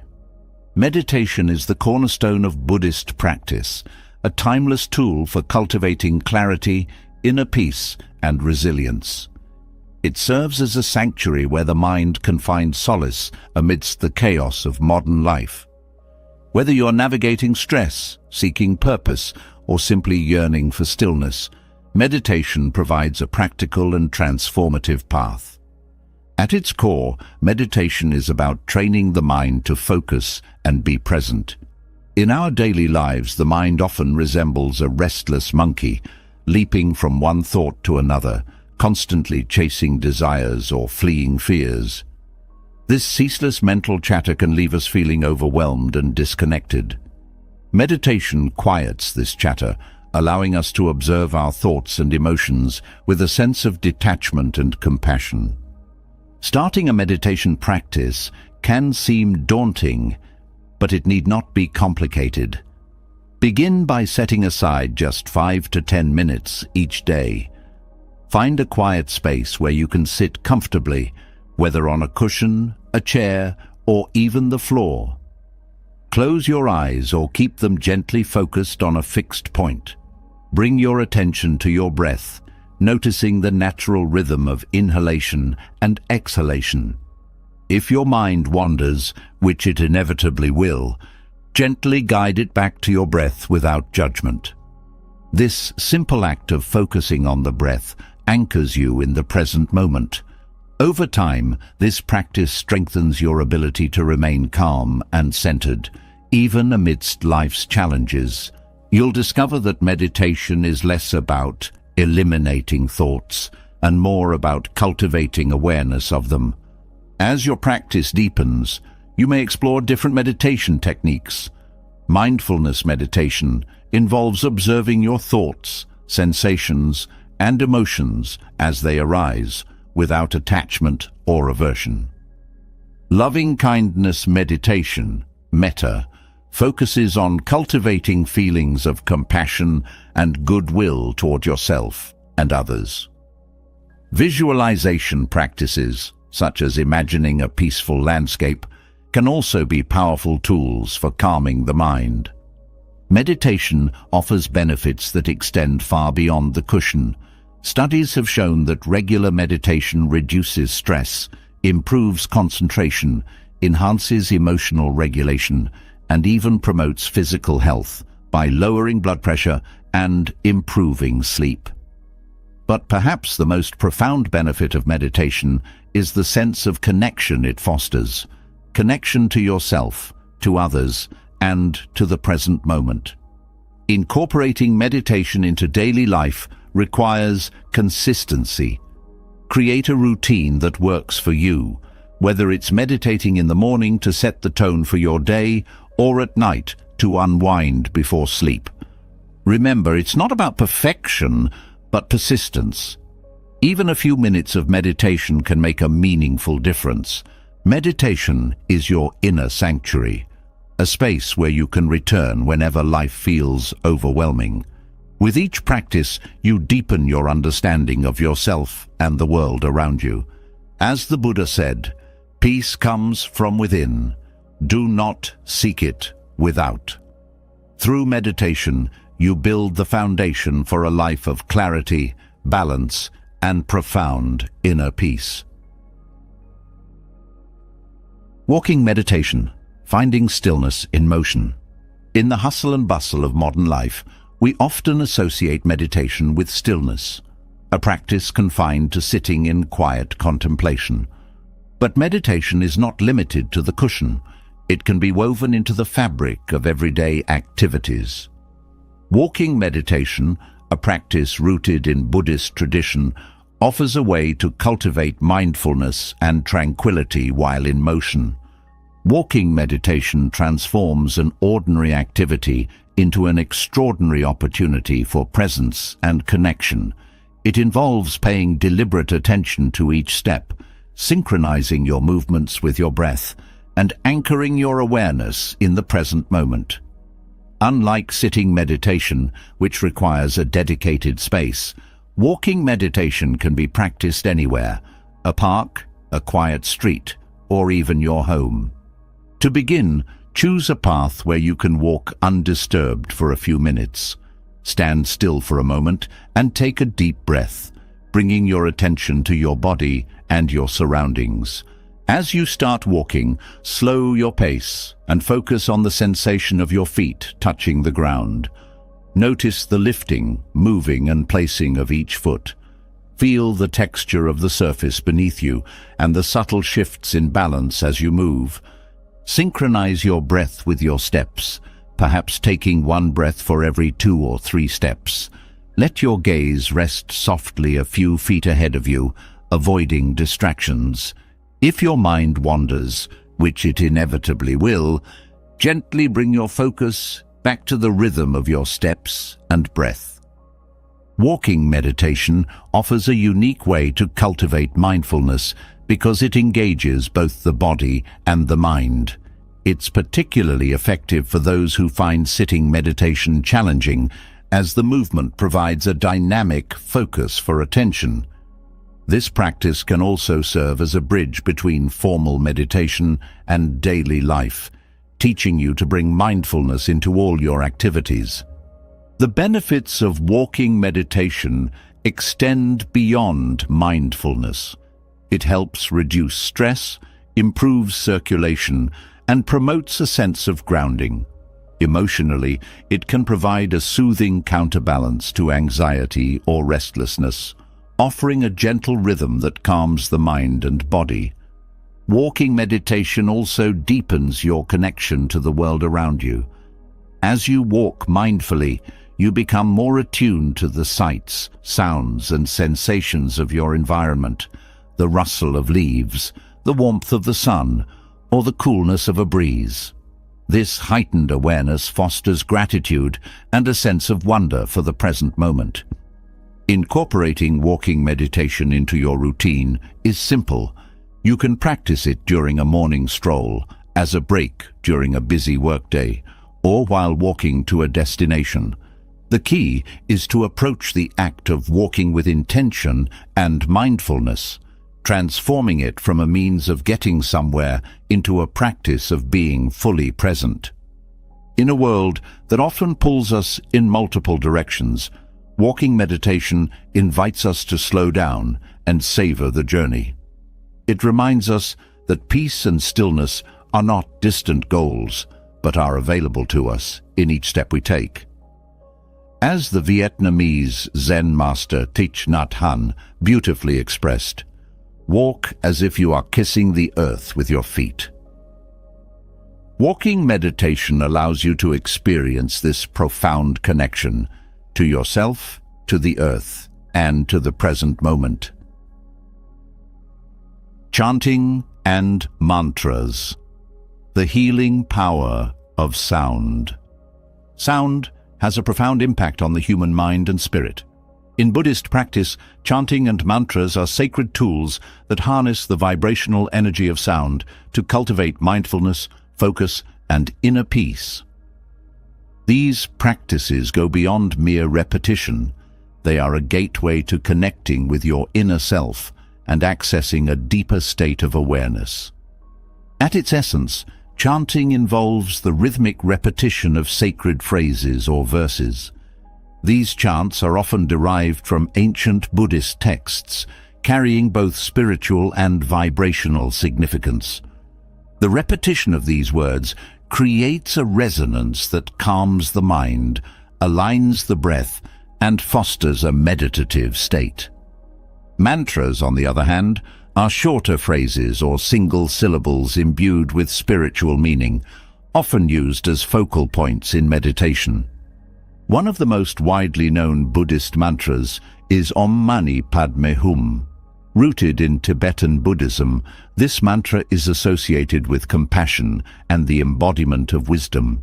The sound vibrations of this chant are believed to purify the mind and open the heart, fostering a sense of connection and empathy with all beings. Chanting and mantra practice are deeply personal and accessible to everyone, regardless of religious or cultural background. They provide a way to quiet the mental chatter that often clouds our minds, replacing it with a steady rhythm that centers and grounds us. This rhythmic repetition creates a bridge between the conscious and subconscious mind, allowing us to access a state of deep relaxation and focus. Scientific research has also highlighted the benefits of chanting and mantras. Studies show that the repetition of sound can lower stress levels, regulate heart rate, and enhance feelings of well-being. The vibrational quality of certain sounds has even been linked to increased brain coherence and emotional balance, demonstrating the profound impact of sound on both mind and body. Incorporating chanting and mantras into your daily routine is simple. Begin by setting aside a few minutes in a quiet space. Choose a chant or mantra that resonates with you, whether it's a traditional Buddhist mantra or a meaningful phrase of your own. Close your eyes, take a deep breath, and begin to repeat the mantra aloud or silently in your mind. Allow the rhythm to guide your breath and attention, letting the sound envelop your awareness. As you deepen your practice, you may notice a shift in your emotional state. Chanting can help you release tension, overcome negative thought patterns, and cultivate a sense of calm and clarity. Over time, this practice becomes a powerful tool for self-healing and spiritual growth. In Buddhist tradition, chanting is often performed as a communal activity, creating a collective resonance that amplifies its effects. Participating in group chants or listening to recordings of Buddhist mantras can provide a sense of connection and unity, reminding us of our shared humanity and interdependence. Ultimately, chanting and mantras are more than a practice. They are a doorway to the present moment. They remind us that peace and clarity are always within reach, accessible through the simple yet profound power of sound. As you incorporate these practices into your life, you'll find yourself more centered, connected, and in tune with the rhythm of your inner being. Journaling for self-reflection. Self-reflection is an essential part of personal growth, and journaling serves as a powerful tool for this practice.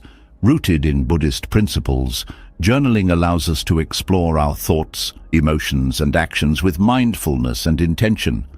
It is a space where we can cultivate self-awareness, gain clarity, and track our journey toward inner peace and fulfillment. Buddhism teaches the importance of knowing oneself, understanding our patterns, motivations, and challenges. Journaling provides a tangible way to engage with this teaching, offering a structured yet flexible means to reflect on our experiences and make conscious choices. It transforms abstract thoughts into concrete insights, allowing us to see the patterns in our behavior and thought processes. To begin a journaling practice, approach it with an open heart and a non-judgmental mindset. Start by setting aside a few minutes each day or week to write. Choose a quiet space where you can focus, free from distractions. Your journal is a safe space. It's not about perfect grammar or eloquent prose, but about authenticity and honesty. One effective journaling approach is to reflect on the events of your day. Ask yourself, what brought me joy? What challenges did I face? How did I respond to those challenges? Through this process, you can identify areas where you acted in alignment with your values and areas where you can grow. Another powerful practice is gratitude journaling. Each day, write down 3 things you are grateful for, no matter how small.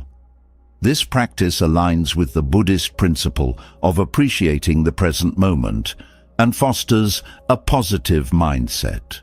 Incorporating Buddhist teachings into your journaling can deepen your self-reflection. Explore themes like impermanence, compassion, and non-attachment. For example, you might write about a recent experience of loss and reflect on how the Buddhist concept of impermanence can help you navigate it with grace and understanding. Journaling also offers a space to set intentions and affirmations. Use it to clarify your goals and the steps you'll take to achieve them. Revisit these intentions regularly to stay aligned with your values and purpose. Over time, journaling becomes a mirror that reflects your inner world. It reveals the progress you've made, the lessons you've learned, and the areas where growth is still possible. It encourages mindfulness by bringing your attention to the present moment and fostering a deeper connection to your thoughts and emotions. The act of writing itself can be meditative.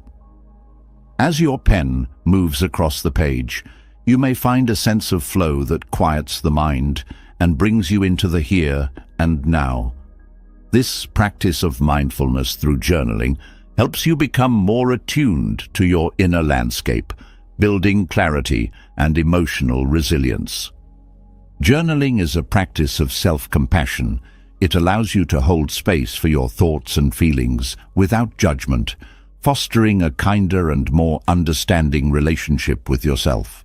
As you reflect on your journey, you'll gain insights that empower you to navigate life's challenges with wisdom and grace. In Buddhist practice, self-reflection is not just an intellectual exercise, but a transformative process. Journaling brings this principle to life, creating a sacred space for growth, healing, and self-discovery. With each entry, you take another step on the path toward mindfulness, inner peace, and fulfillment. Daily rituals for a centered life. Life can often feel overwhelming, with endless demands pulling us in different directions. Amid the chaos, establishing daily rituals rooted in mindfulness can be a powerful way to find calm, purpose, and balance. Inspired by Buddhist teachings, these rituals are not just routines, but deliberate practices that connect you to the present moment and nurture your inner peace. The beauty of daily rituals lies in their simplicity. They don't require hours of effort or elaborate preparation. Instead, they transform ordinary moments into opportunities for reflection and connection. When infused with mindfulness, even the smallest habits can become acts of self-care and grounding. One of the most effective rituals to begin your day is a morning mindfulness practice. Instead of reaching for your phone or diving straight into the day's tasks, take a few moments to center yourself. Sit quietly, close your eyes, and focus on your breath. Pay attention to each inhale and exhale, letting your mind settle. This simple act of being present sets a tone of calm and clarity for the hours ahead. Incorporating gratitude into your morning routine can also shift your mindset. As you start your day, think of 3 things you're grateful for. These could be as grand as the love of family, or as simple as the sunlight streaming through your window. Gratitude is a cornerstone of Buddhist practice, reminding us to appreciate life's blessings rather than becoming consumed by what we lack. Mindfulness can also extend to everyday tasks like eating or drinking. Transform your morning cup of tea or coffee into a moment of meditation. Pay attention to the aroma, the warmth of the cup in your hands, and the taste as you take each sip. By focusing fully on the experience, you turn a routine habit into a grounding ritual. Throughout the day, find opportunities to pause and reconnect with yourself. Buddhist teachings emphasize the importance of living in the present moment, yet our fast-paced lives often pull us away from it. Short mindfulness breaks, whether it's a minute of deep breathing, stepping outside to feel the breeze, or simply observing your surroundings, can help anchor you amid the busyness. In the evening, create a ritual that allows you to transition from the activity of the day to a state of rest. This might involve journaling about your experiences, reflecting on moments of growth or gratitude. Writing down your thoughts can help you process emotions, release tension, and gain clarity. Another powerful evening ritual is practicing loving-kindness meditation. Take a few minutes to send thoughts of love and compassion to yourself and others. Start with yourself, offering phrases like, "May I be happy, may I be healthy, may I be at peace." Then extend these wishes to loved ones, acquaintances, and even those you find challenging. This practice not only cultivates compassion, but also promotes a sense of interconnectedness. For some, physical activity can serve as a mindful ritual. Whether it's yoga, walking, or gentle stretches, moving your body with awareness can release stress and restore balance. Focus on the sensations of movement, the rhythm of your breath, and how your body feels in the moment. Establishing daily rituals doesn't mean adding pressure to your life. On the contrary, these practices are about simplifying and enhancing what you already do. The goal is not perfection, but presence, showing up fully for the moments that make up your day. Over time, these rituals become anchors, helping you navigate life with greater ease and intention. They remind you to slow down, breathe, and connect with what truly matters. Through these simple practices, you cultivate a centered life, one filled with mindfulness, purpose, and peace. Buddhist wisdom teaches us that peace and clarity are not destinations, but ongoing practices. By integrating mindful rituals into your daily life, you create space for these qualities to flourish. Each moment becomes an opportunity to deepen your connection to yourself and the world around you, paving the way for a life of balance and fulfillment. Impermanence. Finding beauty in change. Life is a river in constant motion, flowing and shifting in ways we can never fully predict. This understanding of impermanence, central to Buddhist philosophy, challenges us to see the world not as something static and unchanging, but as a dynamic, ever-evolving tapestry. While the reality of change can provoke fear and discomfort, it also holds the key to a profound sense of peace and appreciation for life's fleeting beauty. Impermanence, or anicca in Pali, is one of the three marks of existence in Buddhism. It reminds us that everything in life, from the smallest grain of sand to the vastest mountain, is subject to transformation. Our relationships, achievements, possessions, and even our physical bodies are temporary. While this truth may seem unsettling at first, it offers liberation from clinging to what cannot last. By embracing impermanence, we learn to release our tight grip on control. Fear arises when we resist change, hoping to hold on to people, situations, or feelings as they are. Yet, no amount of effort can stop the passage of time or prevent the inevitability of loss. Acceptance becomes a powerful tool for liberation, allowing us to flow with life rather than against it. Consider a sunset. Its beauty lies not in its permanence, but in its ephemerality. We treasure its colors precisely because we know they will soon fade. The same principle applies to every aspect of life. When we recognize the fleeting nature of each moment, we are invited to savor it more deeply, appreciating its uniqueness without becoming attached. This perspective can transform how we approach challenges and difficulties. When we understand that pain and hardship, like joy, are temporary, we develop resilience. Suffering becomes more manageable when we know it will not last forever. Similarly, impermanence helps us celebrate life's joys without grasping at them, knowing they are gifts to be cherished, not possessed. A practical way to cultivate this awareness is through mindfulness. Pay attention to the transient nature of your experiences, how a sensation arises and fades, how a thought appears and disappears. Notice the shifting of emotions throughout the day or the subtle changes in your surroundings. These observations can deepen your understanding of impermanence and help you find peace within its flow. Impermanence also teaches us the value of letting go. When we cling to what is no longer, we create unnecessary suffering. By practicing non-attachment, we allow ourselves to move forward, open to the new possibilities that change brings. This doesn't mean we stop caring or detach from life altogether. Instead, we learn to engage fully with the present while releasing the need to control its outcome. Buddhist teachings often use the metaphor of a sand mandala to illustrate impermanence. Monks spend days creating intricate patterns with colored sand, only to sweep them away upon completion.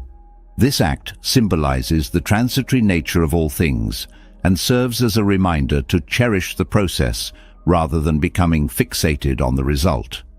In modern life, embracing impermanence can help us navigate the ever-changing landscape of careers, relationships, and personal growth. It encourages flexibility and adaptability, empowering us to meet change with curiosity rather than resistance. Each ending becomes an opportunity for a new beginning, and each loss a chance to cultivate gratitude for what was. Ultimately, impermanence is not a cause for despair, but a gateway to freedom. It reminds us that nothing stays the same, including our struggles and fears. By embracing this truth, we find beauty in life's transience and learn to live more fully in the present moment, appreciating its richness and depth. The interconnectedness of all beings. Buddhism teaches that we are not isolated islands, but threads in an intricate web of existence. This principle of interconnectedness, or pratityasamutpada, dependent origination, reveals that everything in life is interdependent. Our actions, words, and thoughts ripple outward, affecting not only ourselves but also the world around us. Understanding this interconnectedness can transform how we view ourselves, others, and our place in the universe. At its core, interconnectedness challenges the illusion of separateness. While it may seem that we exist as independent individuals, a closer examination reveals how deeply interconnected we are with everything around us. The air we breathe, the food we eat, the clothes we wear, all are products of countless factors and efforts. The farmer who grew the crops, the rain that nourished the soil, the worker who sewed the fabric, all contribute to our daily lives. This awareness fosters a profound sense of gratitude. When we recognize how much we rely on others and the natural world, it becomes easier to appreciate the countless unseen contributions that sustain us. Gratitude, in turn, inspires us to give back, creating a cycle of generosity and kindness.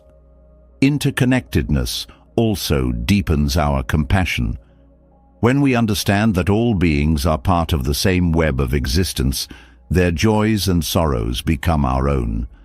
This perspective dissolves barriers of race, nationality, and social status, encouraging us to treat others with empathy and respect. In practical terms, this means approaching interactions with a sense of responsibility. Every action we take, whether it's a kind word or a harmful deed, has consequences that extend beyond ourselves. By acting with mindfulness and intention, we can contribute positively to the interconnected whole. One of the most striking implications of interconnectedness is our relationship with the environment. Buddhism teaches that harming the earth is ultimately harming ourselves, as we are inextricably linked to its well-being. This understanding calls for a lifestyle of mindfulness and sustainability, making choices that honor our shared home. The principle of interconnectedness also extends to the inner workings of the mind. Just as external phenomena are interdependent, so too are our thoughts, emotions, and behaviors. A single thought can trigger a cascade of feelings and actions, shaping our reality. By cultivating awareness of these connections, we gain greater control over our inner world and how we interact with the outer one. Meditation can help deepen this understanding. Practices like loving kindness meditation encourage us to extend compassion to all beings, beginning with ourselves and radiating outward to friends, strangers, and even those we find difficult. This exercise reinforces the idea that our well-being is tied to the well-being of others, fostering a sense of unity and interconnectedness. Interconnectedness also invites us to let go of the ego. The self we cling to is not a fixed, independent entity, but a collection of experiences, relationships, and influences. Recognizing this can free us from the need to prove ourselves or protect a rigid sense of identity, allowing us to live with greater openness and authenticity. In a world that often emphasizes individualism, the Buddhist teaching of interconnectedness offers a refreshing and transformative perspective. It reminds us that we are never truly alone and that our actions, no matter how small, have the power to create meaningful change. By embracing this principle, we can cultivate a deeper sense of connection, purpose, and responsibility. Whether through acts of kindness, environmental stewardship, or simply recognizing the beauty in life's web, interconnectedness encourages us to live in harmony with ourselves, others, and the world around us. This realization, both humbling and empowering, lies at the heart of a life well lived. Balancing ambition with contentment. In the modern world, ambition often carries a double-edged sword. While striving for success can be motivating and rewarding, unchecked ambition can lead to burnout, anxiety, and a constant sense of dissatisfaction. Buddhism offers a unique perspective on ambition, the middle way, a balanced approach that allows us to pursue goals with intention while remaining grounded in contentment. The middle way, as taught by the Buddha, avoids the extremes of indulgence and deprivation. It's not about giving up ambition, but about engaging with it mindfully, ensuring that our pursuit of success aligns with our values and well-being. This balance fosters a healthier relationship with ambition, one rooted in purpose rather than relentless striving. Contentment does not mean complacency. Instead, it is the ability to find peace in the present moment while working toward meaningful goals. Ambition, when paired with contentment, becomes a force for growth and self-discovery rather than a source of stress. This balance allows us to pursue success without losing ourselves in the process.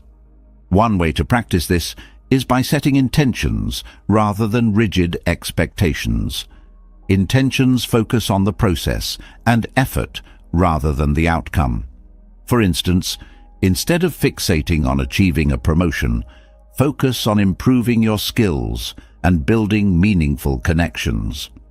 This approach shifts the emphasis from results to growth, reducing the pressure of external validation. Mindfulness plays a crucial role in balancing ambition with contentment. By staying present, we can recognize when ambition begins to tip into unhealthy territory. Are we sacrificing our well-being for success? Are we measuring our worth solely by achievements?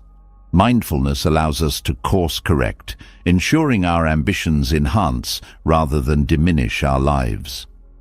Another key is practicing gratitude. When we appreciate what we already have, we free ourselves from the endless cycle of wanting more. Gratitude grounds us in the present and reminds us that joy and fulfillment are not solely dependent on future accomplishments. It creates space for ambition to coexist with a deep appreciation for the here and now. The middle way also encourages us to examine the motivations behind our ambitions. Are we driven by a desire to grow and contribute, or by a need to prove our worth? Understanding these motivations helps us align our goals with our authentic selves, fostering a sense of purpose rather than pressure. Lastly, self-compassion is essential. Ambition often comes with setbacks and failures, but these moments are opportunities for growth, not reasons for self-criticism. Treat yourself with kindness and recognize that progress, not perfection, is the goal. This mindset creates resilience, allowing you to navigate challenges with grace and maintain balance. By applying the middle way, we can redefine ambition as a journey rather than a destination. This approach not only helps us achieve our goals, but also ensures that we remain content and grounded along the way. Finding freedom through detachment. Detachment is one of Buddhism's most profound teachings, yet it's often misunderstood.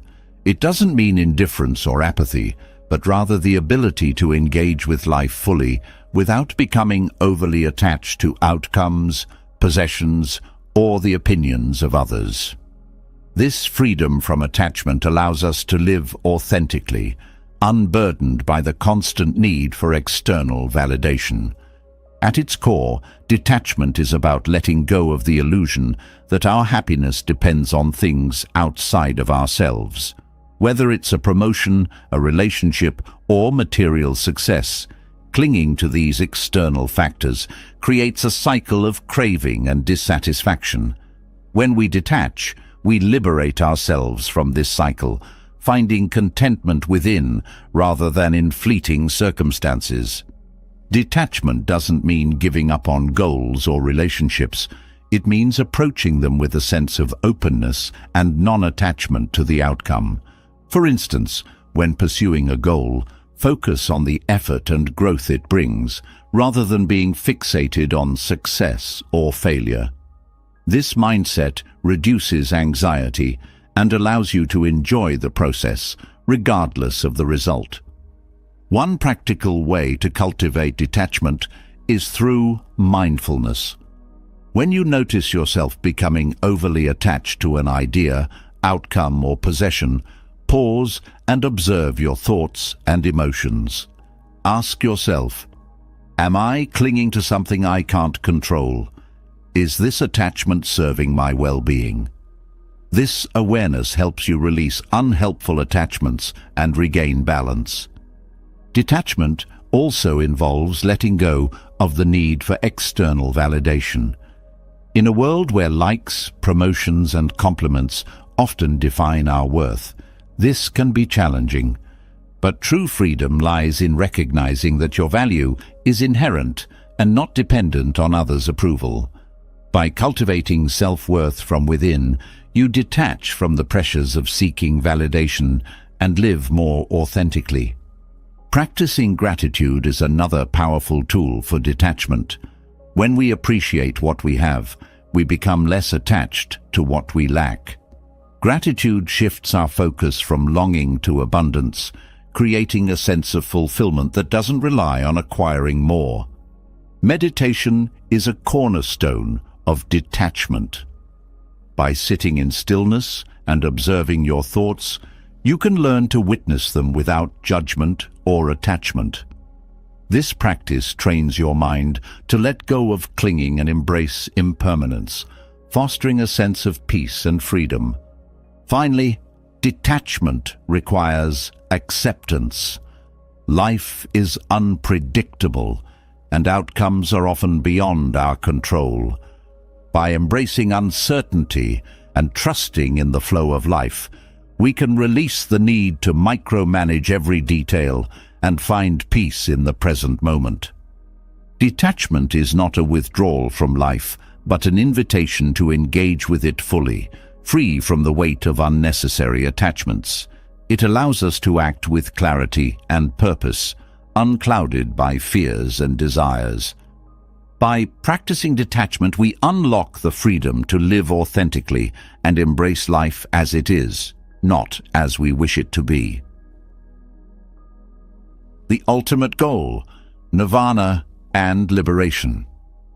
At the heart of Buddhism lies the ultimate aspiration, nirvana, a state of liberation, freedom, and profound inner peace. For centuries, this concept has inspired countless practitioners, guiding them toward a life of clarity and purpose. Yet, in today's fast-paced and often chaotic world, nirvana can seem like an abstract, unattainable ideal.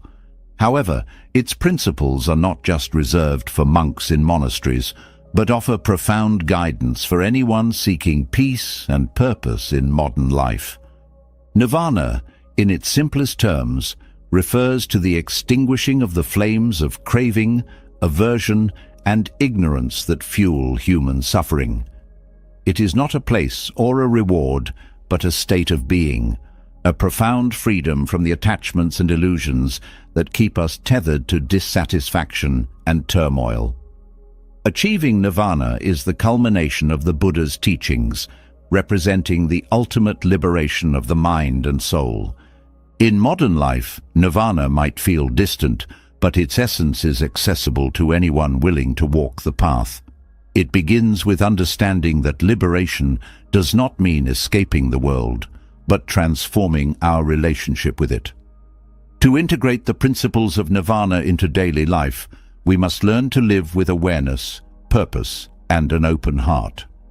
One of the core teachings of nirvana is the letting go of attachment.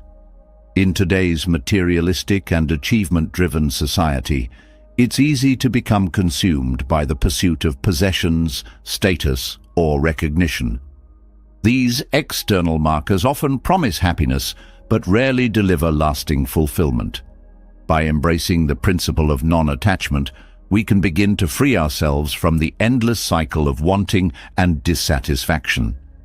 Non-attachment doesn't mean renouncing all desires or withdrawing from life's pleasures. Instead, it invites us to engage with the world without clinging to outcomes or defining our worth by external circumstances. For example, we can work toward career goals or nurture relationships with love and commitment, but without letting them dictate our happiness or identity. This mindset fosters resilience, enabling us to navigate life's ups and downs with equanimity. Another path to nirvana lies in cultivating mindfulness. The Buddha taught that liberation begins with seeing things as they truly are. In our busy, distraction-filled lives, mindfulness helps us pause and reconnect with the present moment. By being fully aware of our thoughts, emotions, and actions, we can identify the patterns of craving, aversion, and ignorance that perpetuate suffering. This awareness is the first step toward liberation. Mindfulness also helps us embrace impermanence, a cornerstone of Buddhist thought. When we accept that everything is fleeting, whether joy, sorrow, success, or failure, we can let go of our need to control or cling to the transient. This acceptance doesn't lead to passivity, but to a deeper appreciation for life's beauty and fragility.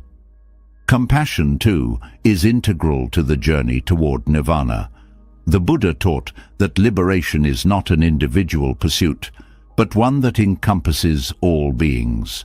By cultivating compassion, we transcend self-centered concerns and connect with the shared humanity of others. Acts of kindness, empathy, and service not only bring peace to others, but also purify our own hearts, dissolving the barriers that separate us. Meditation remains one of the most powerful tools for integrating the principles of nirvana into modern life. Through meditation, we train the mind to observe thoughts without judgment, releasing the attachments that bind us. Whether it's a few minutes of quiet breathing in the morning or a longer practice at day's end, meditation offers a sanctuary of stillness in a chaotic world. In practical terms, striving for nirvana doesn't mean abandoning responsibilities or living a life devoid of ambition. Instead, it's about aligning our actions with values that bring genuine fulfillment and peace. It's about prioritizing inner growth over external validation, embracing simplicity, and finding joy in the journey rather than fixating on the destination. For those who seek a deeper connection with the concept of nirvana, reflecting on the Four Noble Truths and the Eightfold Path provides a foundation for daily practice. These teachings remind us that the path to liberation begins with understanding suffering, its causes, and the way to transcend it. Each step we take toward mindfulness, compassion, and non-attachment brings us closer to a life imbued with clarity and purpose. In the modern world, nirvana might feel like an ancient ideal, but its principles remain as relevant as ever. It challenges us to examine what truly matters, to let go of the illusions that bind us, and to cultivate a life rooted in peace and purpose. While the journey to nirvana is deeply personal, its rewards ripple outward, creating a world that is kinder, wiser, and more harmonious. The Buddha's teachings remind us that liberation is not reserved for a select few, but is accessible to anyone willing to walk the path. By integrating these principles into our daily lives, we can begin to experience glimpses of nirvana, a profound freedom and peace that transcends the chaos of the world, guiding us toward a life of enduring meaning and joy. The art of self-compassion. Self-compassion is a cornerstone of Buddhist teachings, offering a profound way to navigate life's difficulties with kindness and understanding. At its heart, self-compassion means treating yourself with the same care and respect that you would extend to a dear friend. This practice can heal emotional wounds, boost confidence, and foster resilience, empowering you to face challenges without self-criticism or fear of failure. The Buddha's teachings emphasize the importance of recognizing our shared humanity. Just as every person experiences joy and suffering, so do we. Acknowledging this universal truth reminds us that our imperfections and struggles are not unique failures, but part of the human experience. This perspective can help soften the harsh judgments we often impose on ourselves, creating space for growth and self-acceptance. Self-compassion begins with mindfulness, the ability to observe your thoughts and feelings without judgment. When life becomes overwhelming, mindfulness allows you to step back and recognize your suffering without being consumed by it. For example, if you make a mistake at work and feel the sting of self-criticism, mindfulness helps you identify that inner dialogue as an unhelpful response rather than a reflection of your worth. The second element of self-compassion is self-kindness, which involves actively soothing and encouraging yourself during difficult times. Instead of berating yourself for perceived shortcomings, you can replace harsh words with affirmations of understanding and care. For instance, instead of thinking, "I'm such a failure," you might say, "It's okay to make mistakes. I'm learning and growing." Buddhism also teaches the importance of metta, or loving kindness. While metta is often directed toward others, it is equally essential to direct this compassion inward. A simple meditation practice involves repeating phrases of loving kindness toward yourself, such as, "May I be happy, may I be healthy, may I be free from suffering." Over time, this practice can reshape your inner dialogue, fostering a sense of self-worth and emotional resilience. By cultivating self-compassion, you create a foundation for emotional healing. It becomes easier to let go of past regrets, move forward with confidence, and approach future challenges with courage. Self-compassion doesn't mean avoiding responsibility or ignoring areas for improvement. Instead, it encourages growth by providing a safe, nurturing space to address your challenges without fear or self-reproach.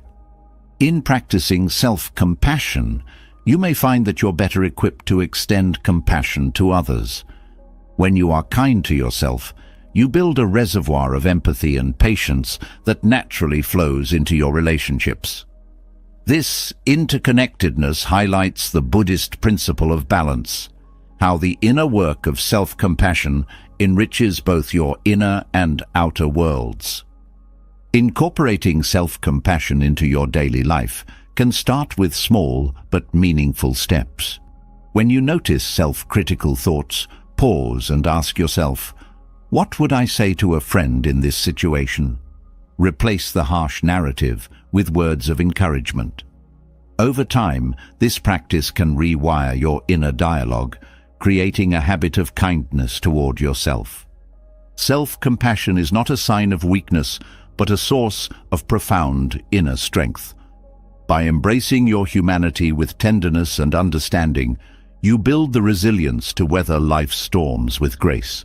In doing so, you align with the core Buddhist principle that every being, including yourself, is deserving of love and compassion. Dream Yoga, unlocking awareness in sleep. Dream Yoga, a practice rooted in Tibetan Buddhism, invites us to explore the depths of consciousness even as we sleep. By cultivating mindfulness within the dream state, we unlock a profound avenue for self-discovery, spiritual growth, and an enriched understanding of reality. Dream yoga serves as both a spiritual practice and a practical tool for awakening the mind, offering transformative insights that can ripple into daily life. In Tibetan Buddhism, dreams are viewed as a reflection of the mind's inner workings. Just as meditation fosters awareness in waking life, dream yoga cultivates awareness in the dream state. The goal is not to control dreams, but to recognize their impermanence and illusory nature, paralleling the Buddhist understanding of reality itself. The first step in dream yoga is developing dream recall. By keeping a journal by your bedside and recording your dreams each morning, you strengthen your ability to remember and reflect on them. This practice fosters mindfulness and builds a bridge between your waking and dreaming states. Over time, you may begin to notice recurring patterns, symbols, or emotions, providing valuable insights into your subconscious. The next phase is to cultivate lucid dreaming, becoming aware that you are dreaming while still within the dream. Techniques such as reality checks during the day can support this process. For example, asking yourself, "Am I dreaming?" At regular intervals trains your mind to question reality. Eventually, this habit can carry over into your dreams, sparking moments of clarity where you recognize the dream as it unfolds. Once lucidity is achieved, the practice of dream yoga deepens. Instead of trying to manipulate the dream, you focus on observing it with mindfulness and equanimity. This teaches you to remain centered and aware, even amid the mind's most vivid creations. Dream yoga encourages you to confront fears or unresolved emotions that arise in dreams, using the experience as an opportunity for healing and growth. Dream yoga also emphasizes the concept of impermanence. Just as dreams dissolve upon waking, so too do the experiences and attachments of waking life. By meditating on the ephemeral nature of dreams, you cultivate a greater appreciation for the present moment and a clearer understanding of the transient nature of existence.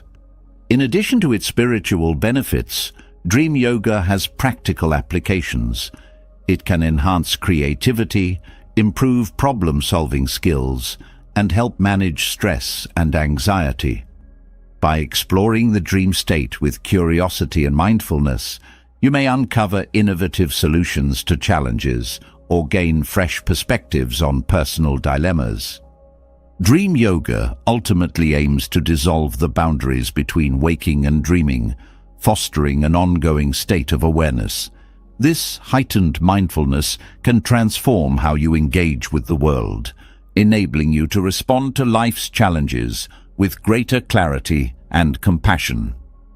For those beginning their journey into dream yoga, patience and persistence are key. The practice requires consistent effort, but offers profound rewards.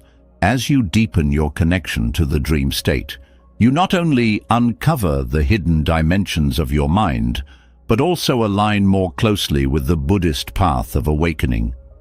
Dream yoga reminds us that consciousness is not confined to our waking hours.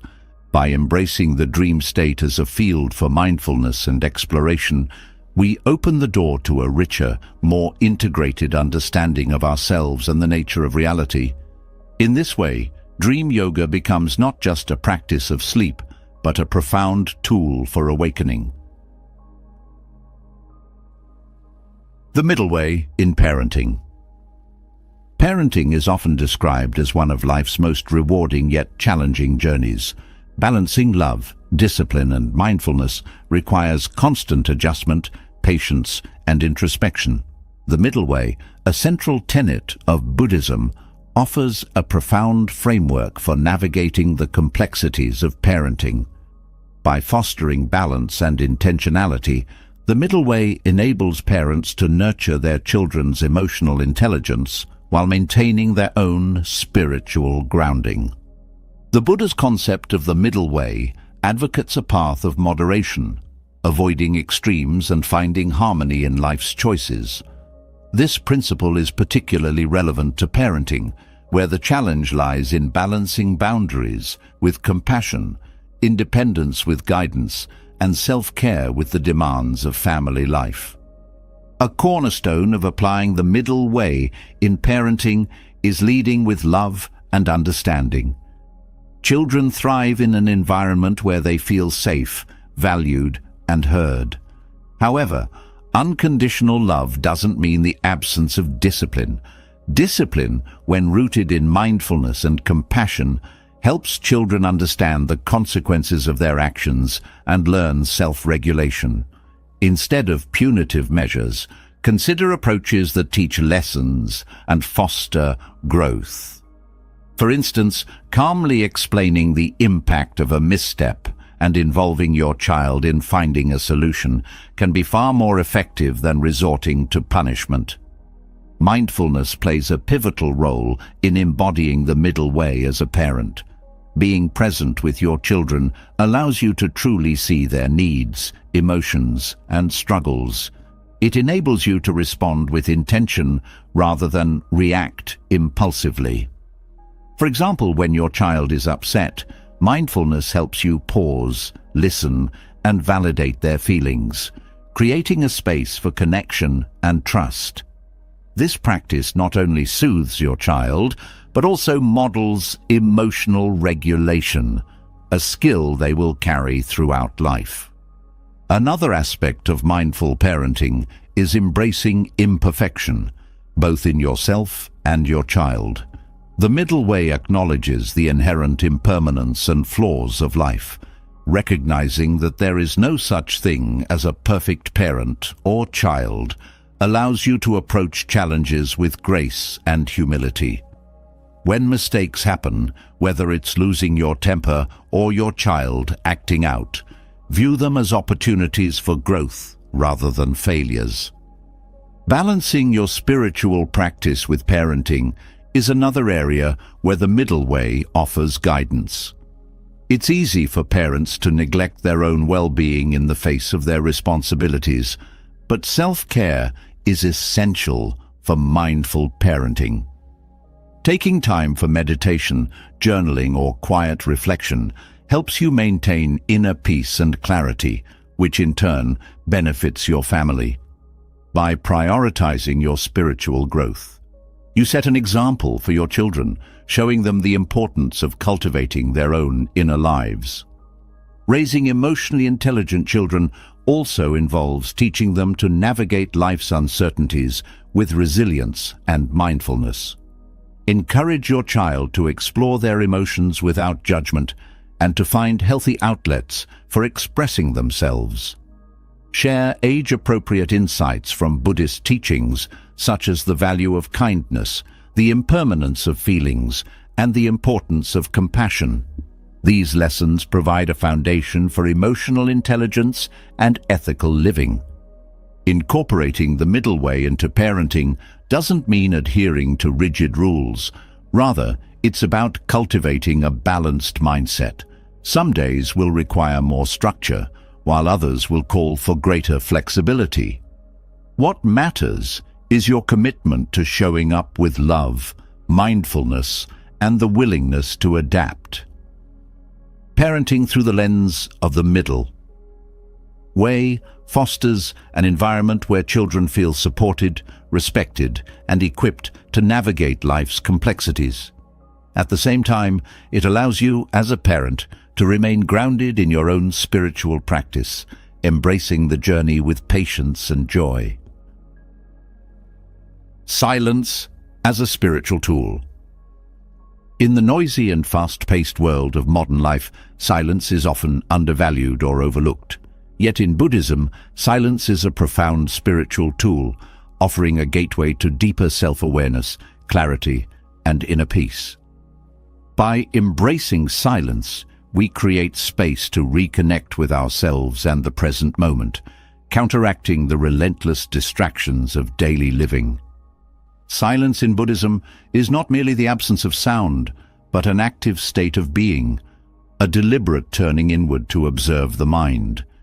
It is in these quiet moments that we can hear the subtler whispers of our thoughts and emotions, gaining insight into our inner workings.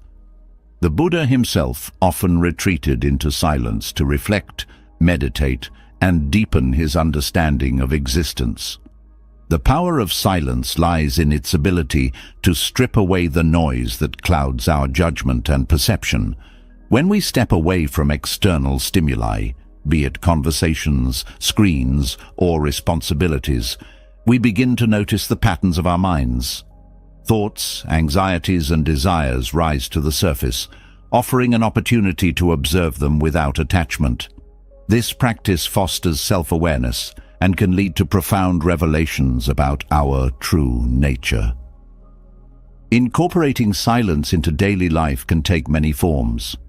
Setting aside time for meditation is one of the most effective ways to embrace silence. By sitting in stillness, focusing on your breath or a mantra, you can quiet the mental chatter and cultivate a sense of calm. Even a few minutes of silent meditation each day can have a transformative impact, helping you navigate life with greater clarity and composure. Another way to practice silence is through mindful activities such as walking, cooking, or simply sitting in nature. By turning off external distractions and immersing yourself fully in the present moment, you create space for introspection and connection. For example, a silent walk in a park allows you to tune into the rhythm of your steps, the rustle of leaves, and the sensations of the air on your skin. These experiences ground you in the now, offering a respite from the demands of the outside world. Silence can also be a powerful tool in relationships. Pausing before responding in conversations allows you to listen more deeply and choose your words mindfully.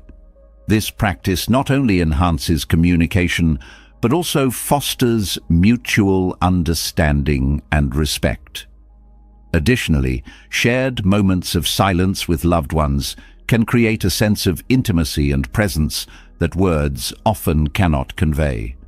In modern life, where noise is constant and multitasking is celebrated, silence offers a radical act of self-care and rebellion against overstimulation. By intentionally seeking out silence, you reclaim your mental space and protect your peace. This practice aligns with the Buddhist principle of samatha, or tranquility, which emphasizes the importance of calming the mind to achieve deeper awareness. Embracing silence doesn't mean withdrawing from the world entirely. Rather, it's about creating moments of stillness to recharge and reflect. These pockets of quietude allow you to return to life's demands with renewed energy and focus. Over time, the practice of silence can cultivate a lasting sense of inner peace that remains even amidst chaos. In a world that often equates productivity with constant activity, silence reminds us that true growth and understanding come from within. By turning down the volume of external noise and tuning into the quiet wisdom of our minds, we unlock a profound source of clarity, resilience, and connection. Silence is not an escape, but a return to ourselves, to the present moment, and to the essence of life itself. Generosity, the joy of giving. In Buddhism, dana, or generosity, is one of the foundational virtues on the path to enlightenment. It is not merely about giving material possessions, but about cultivating an open heart and a selfless spirit. Generosity is seen as a practice that enriches both the giver and the receiver, creating a ripple effect of kindness and compassion that can transform lives and relationships. At its core, dana is an expression of interconnectedness. By giving, we acknowledge that we are not isolated beings, but part of a larger whole. In sharing what we have, be it time, resources, or compassion, we reinforce bonds and contribute to the well-being of others. This practice aligns with the Buddhist understanding that true happiness arises not from clinging to what we possess, but from letting go and opening ourselves to the needs of others. Generosity can take many forms, from grand acts of charity to small, everyday gestures. Offering a listening ear to a friend in distress, volunteering at a community center, or even a kind smile to a stranger can embody the spirit of dana. What matters is not the size of the gift, but the intention behind it.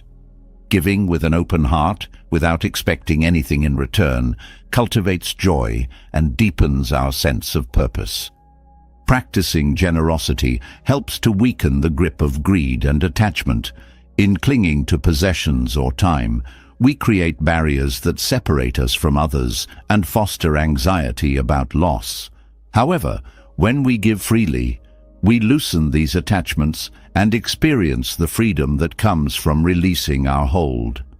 This detachment doesn't lead to deprivation, but to an abundance of spirit, a sense that by sharing, we become richer in love, connection, and fulfillment. Generosity also enhances relationships. Selfless giving builds trust and fosters a sense of mutual care. When we give without strings attached, we demonstrate that our relationships are not transactional, but rooted in genuine concern for the well-being of others. This principle applies not only to personal relationships, but also to community and professional settings, where acts of kindness can create a culture of collaboration and goodwill. In practicing dana, it's important to give mindfully, reflect on the needs of the recipient, and ensure that your giving aligns with their well-being. Giving should not come from a place of ego or obligation, but from a sincere desire to uplift others. This mindful approach ensures that the act of generosity is meaningful and beneficial. Generosity also has profound benefits for the giver. Scientific studies have shown that acts of giving release endorphins and reduce stress, leading to what is often called the helper's high. From a Buddhist perspective, generosity purifies the mind, planting seeds of merit that contribute to spiritual growth and pave the way for deeper wisdom and compassion. To cultivate generosity in daily life, start small. Share your time by helping a neighbor, donate to a cause you believe in, or simply practice kindness in your interactions. As you grow more comfortable with giving, you may find opportunities to expand your generosity, both materially and emotionally. Ultimately, dana is not just a practice, but a way of being, a mindset that embraces abundance over scarcity, connection over isolation, and love over fear. By embodying generosity, we align with the Buddhist path of selflessness and discover the profound joy that arises from enriching the lives of others. Death and rebirth, facing mortality with peace. Death is one of life's greatest certainties, yet it is often shrouded in fear and avoidance. In Buddhism, the concepts of death and rebirth are central to understanding the nature of existence and the path to liberation. By confronting mortality with openness and equanimity, we can transform our relationship with life, cultivating gratitude, clarity, and a fearless approach to the inevitable. Buddhism views death not as an end, but as a transition, a natural part of the cycle of samsara, the cycle of birth, death, and rebirth. This perspective encourages us to see life and death as interconnected rather than opposites. Just as a seed must die to give birth to a tree, death is seen as a necessary step for transformation and renewal.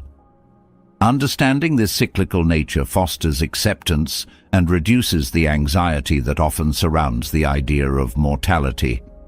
One of the most profound teachings on death in Buddhism is the principle of impermanence, anicca. Everything in life, from our possessions to our bodies, is transient and ever-changing. By accepting impermanence, we free ourselves from clinging to what is fleeting and learn to cherish each moment. This awareness does not diminish the value of life, but enhances it, allowing us to live more fully and intentionally. Meditating on death is a common practice in Buddhism, designed to cultivate awareness and preparation. Known as maranasati, mindfulness of death, this practice involves contemplating the inevitability of death and the uncertainty of its timing. Far from being morbid, it serves as a reminder of life's preciousness and motivates us to live with purpose and integrity. By regularly reflecting on mortality, we can let go of trivial concerns and focus on what truly matters. The Buddhist view of rebirth offers additional insight into facing death with peace. According to the teachings, our actions, karma, create the conditions for future experiences, shaping the cycle of rebirth. This understanding emphasizes the importance of living ethically and mindfully in the present, as our deeds ripple beyond this life. While the specifics of rebirth may remain a mystery, the principle encourages us to cultivate positive intentions and compassion, leaving a legacy of goodness. Fearing death often stems from the fear of the unknown or the attachment to the self. Buddhism challenges the notion of a permanent, unchanging self, anatta, teaching that what we consider self is a collection of ever-changing elements. By embracing this insight, we can let go of the ego's fear of annihilation and approach death with a sense of curiosity and acceptance. Buddhist rituals and teachings also provide comfort and guidance for those facing death or grieving a loss. Practices such as chanting, offering merit, or meditating on compassion help create a sense of connection and peace during times of transition. These rituals not only honor the departed, but also provide solace for those left behind, reminding them of the interwoven nature of existence. Understanding mortality can profoundly transform how we live. When we accept death as an integral part of life, we develop a greater appreciation for the present moment. Gratitude naturally arises as we recognize the fleeting beauty of each experience, relationship, and breath. This awareness helps us prioritize what truly matters, whether it's spending time with loved ones, pursuing meaningful goals, or cultivating inner peace. Facing mortality with peace does not mean dismissing the emotions that come with it. Sadness, fear, and longing are natural responses to loss and the unknown. However, Buddhism teaches us to meet these emotions with mindfulness and compassion, allowing them to flow without resistance or judgment. By integrating the Buddhist teachings on death and rebirth, we can transform our fear into wisdom and our resistance into acceptance. This shift not only prepares us for the eventual end of life, but also enriches the way we live, enabling us to embrace each moment with clarity, courage, and a profound sense of purpose. Integrating Buddhism into daily routines involves more than adopting specific practices.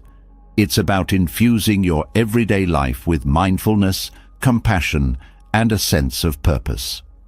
The teachings of Buddhism provide a practical framework for navigating life's challenges with clarity and balance. By weaving these principles into your routines, you can cultivate a sense of inner peace, deepen your self-awareness, and transform ordinary moments into opportunities for spiritual growth. Morning rituals are a powerful way to set the tone for your day. In Buddhism, mornings are often viewed as a time of renewal and reflection, when the mind is fresh and receptive.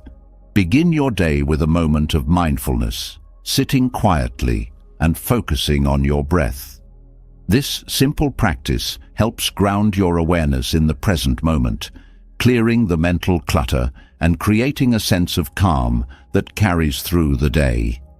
Incorporating gratitude into your morning can also be transformative. Before stepping out of bed, take a moment to reflect on the blessings in your life. This could be as simple as appreciating the warmth of your bed, the people you love, or the opportunities ahead. Gratitude shifts your mindset from scarcity to abundance, fostering a positive outlook and preparing you to face the day's challenges with equanimity. Mindfulness can be extended into the mundane tasks of your morning routine. When brushing your teeth, preparing breakfast, or getting dressed, focus fully on the task at hand. Notice the sensations, smells, and movements without rushing or letting your mind wander to the day's to-do list. These small acts of presence turn everyday actions into mindfulness practices, helping you cultivate a sense of peace amidst the busyness of life. Throughout your day, consider how Buddhist principles like compassion and non-attachment can influence your interactions. When engaging with others, practice right speech, one of the elements of the Eightfold Path, by speaking truthfully, kindly, and with intention. This approach not only enhances your relationships, but also fosters a sense of harmony and respect in your environment. At work, you can apply the principle of right effort by focusing on tasks with a sense of purpose and mindfulness. Avoid multitasking, which can scatter your attention and increase stress. Instead, commit fully to each task, approaching it with patience and care. Even in a demanding job, mindfulness can help you remain balanced and productive without feeling overwhelmed.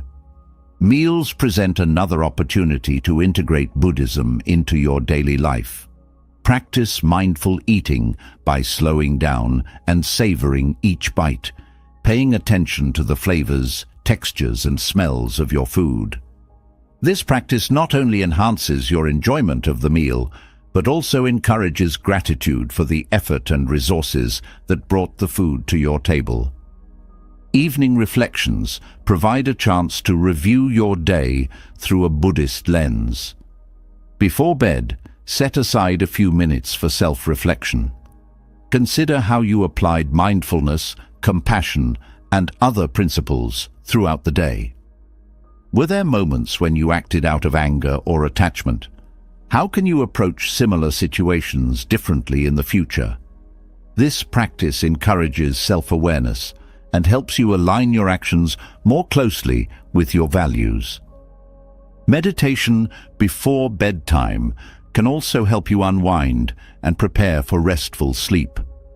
A simple breathing or loving-kindness meditation allows you to let go of the day's stress, release lingering negative emotions, and cultivate a sense of peace.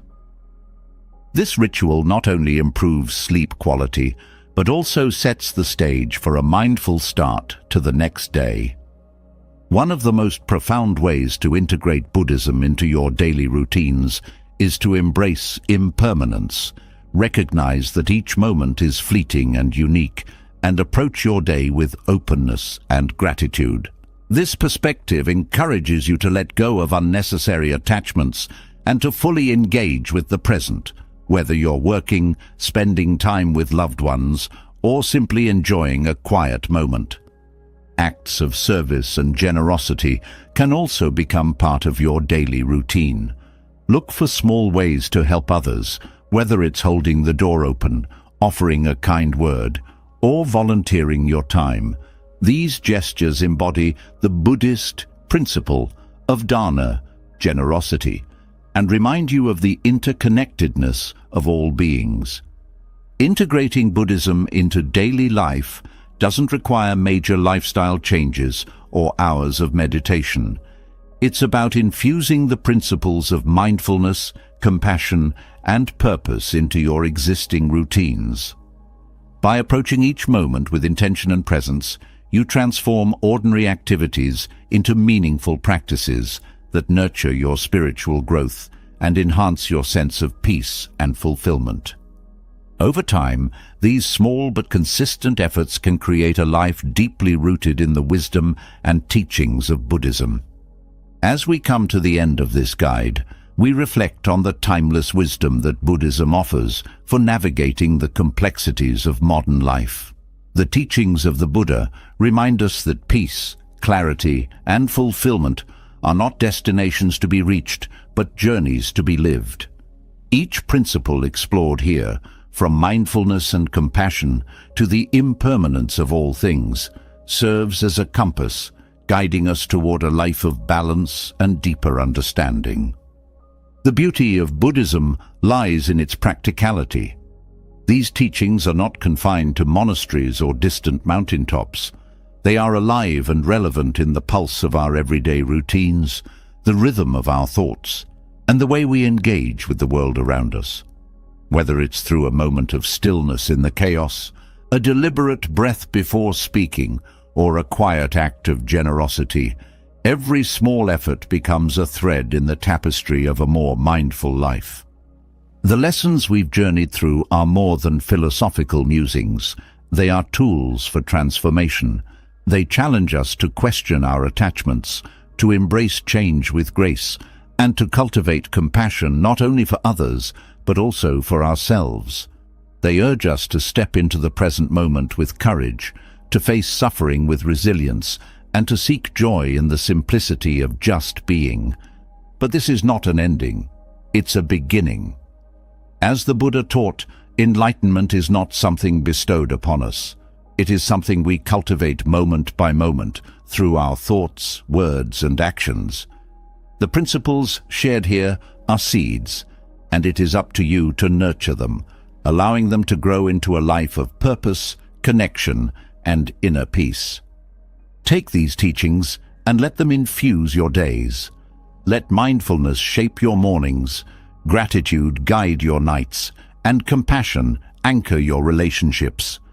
Let the practice of letting go free you from burdens you no longer need to carry, and let the understanding of impermanence awaken you to the beauty of now. The path is not always easy, but it is profoundly rewarding. As you walk it, remember that even the smallest step is progress, and every moment is an opportunity to begin again. Buddhism invites us to live fully, to love deeply, and to meet each challenge with an open heart and a steady mind. And so, as you close this guide, may you carry with you the knowledge that you are never truly alone. The wisdom of the Buddha, the interconnectedness of all beings, and the vast potential within you are always present.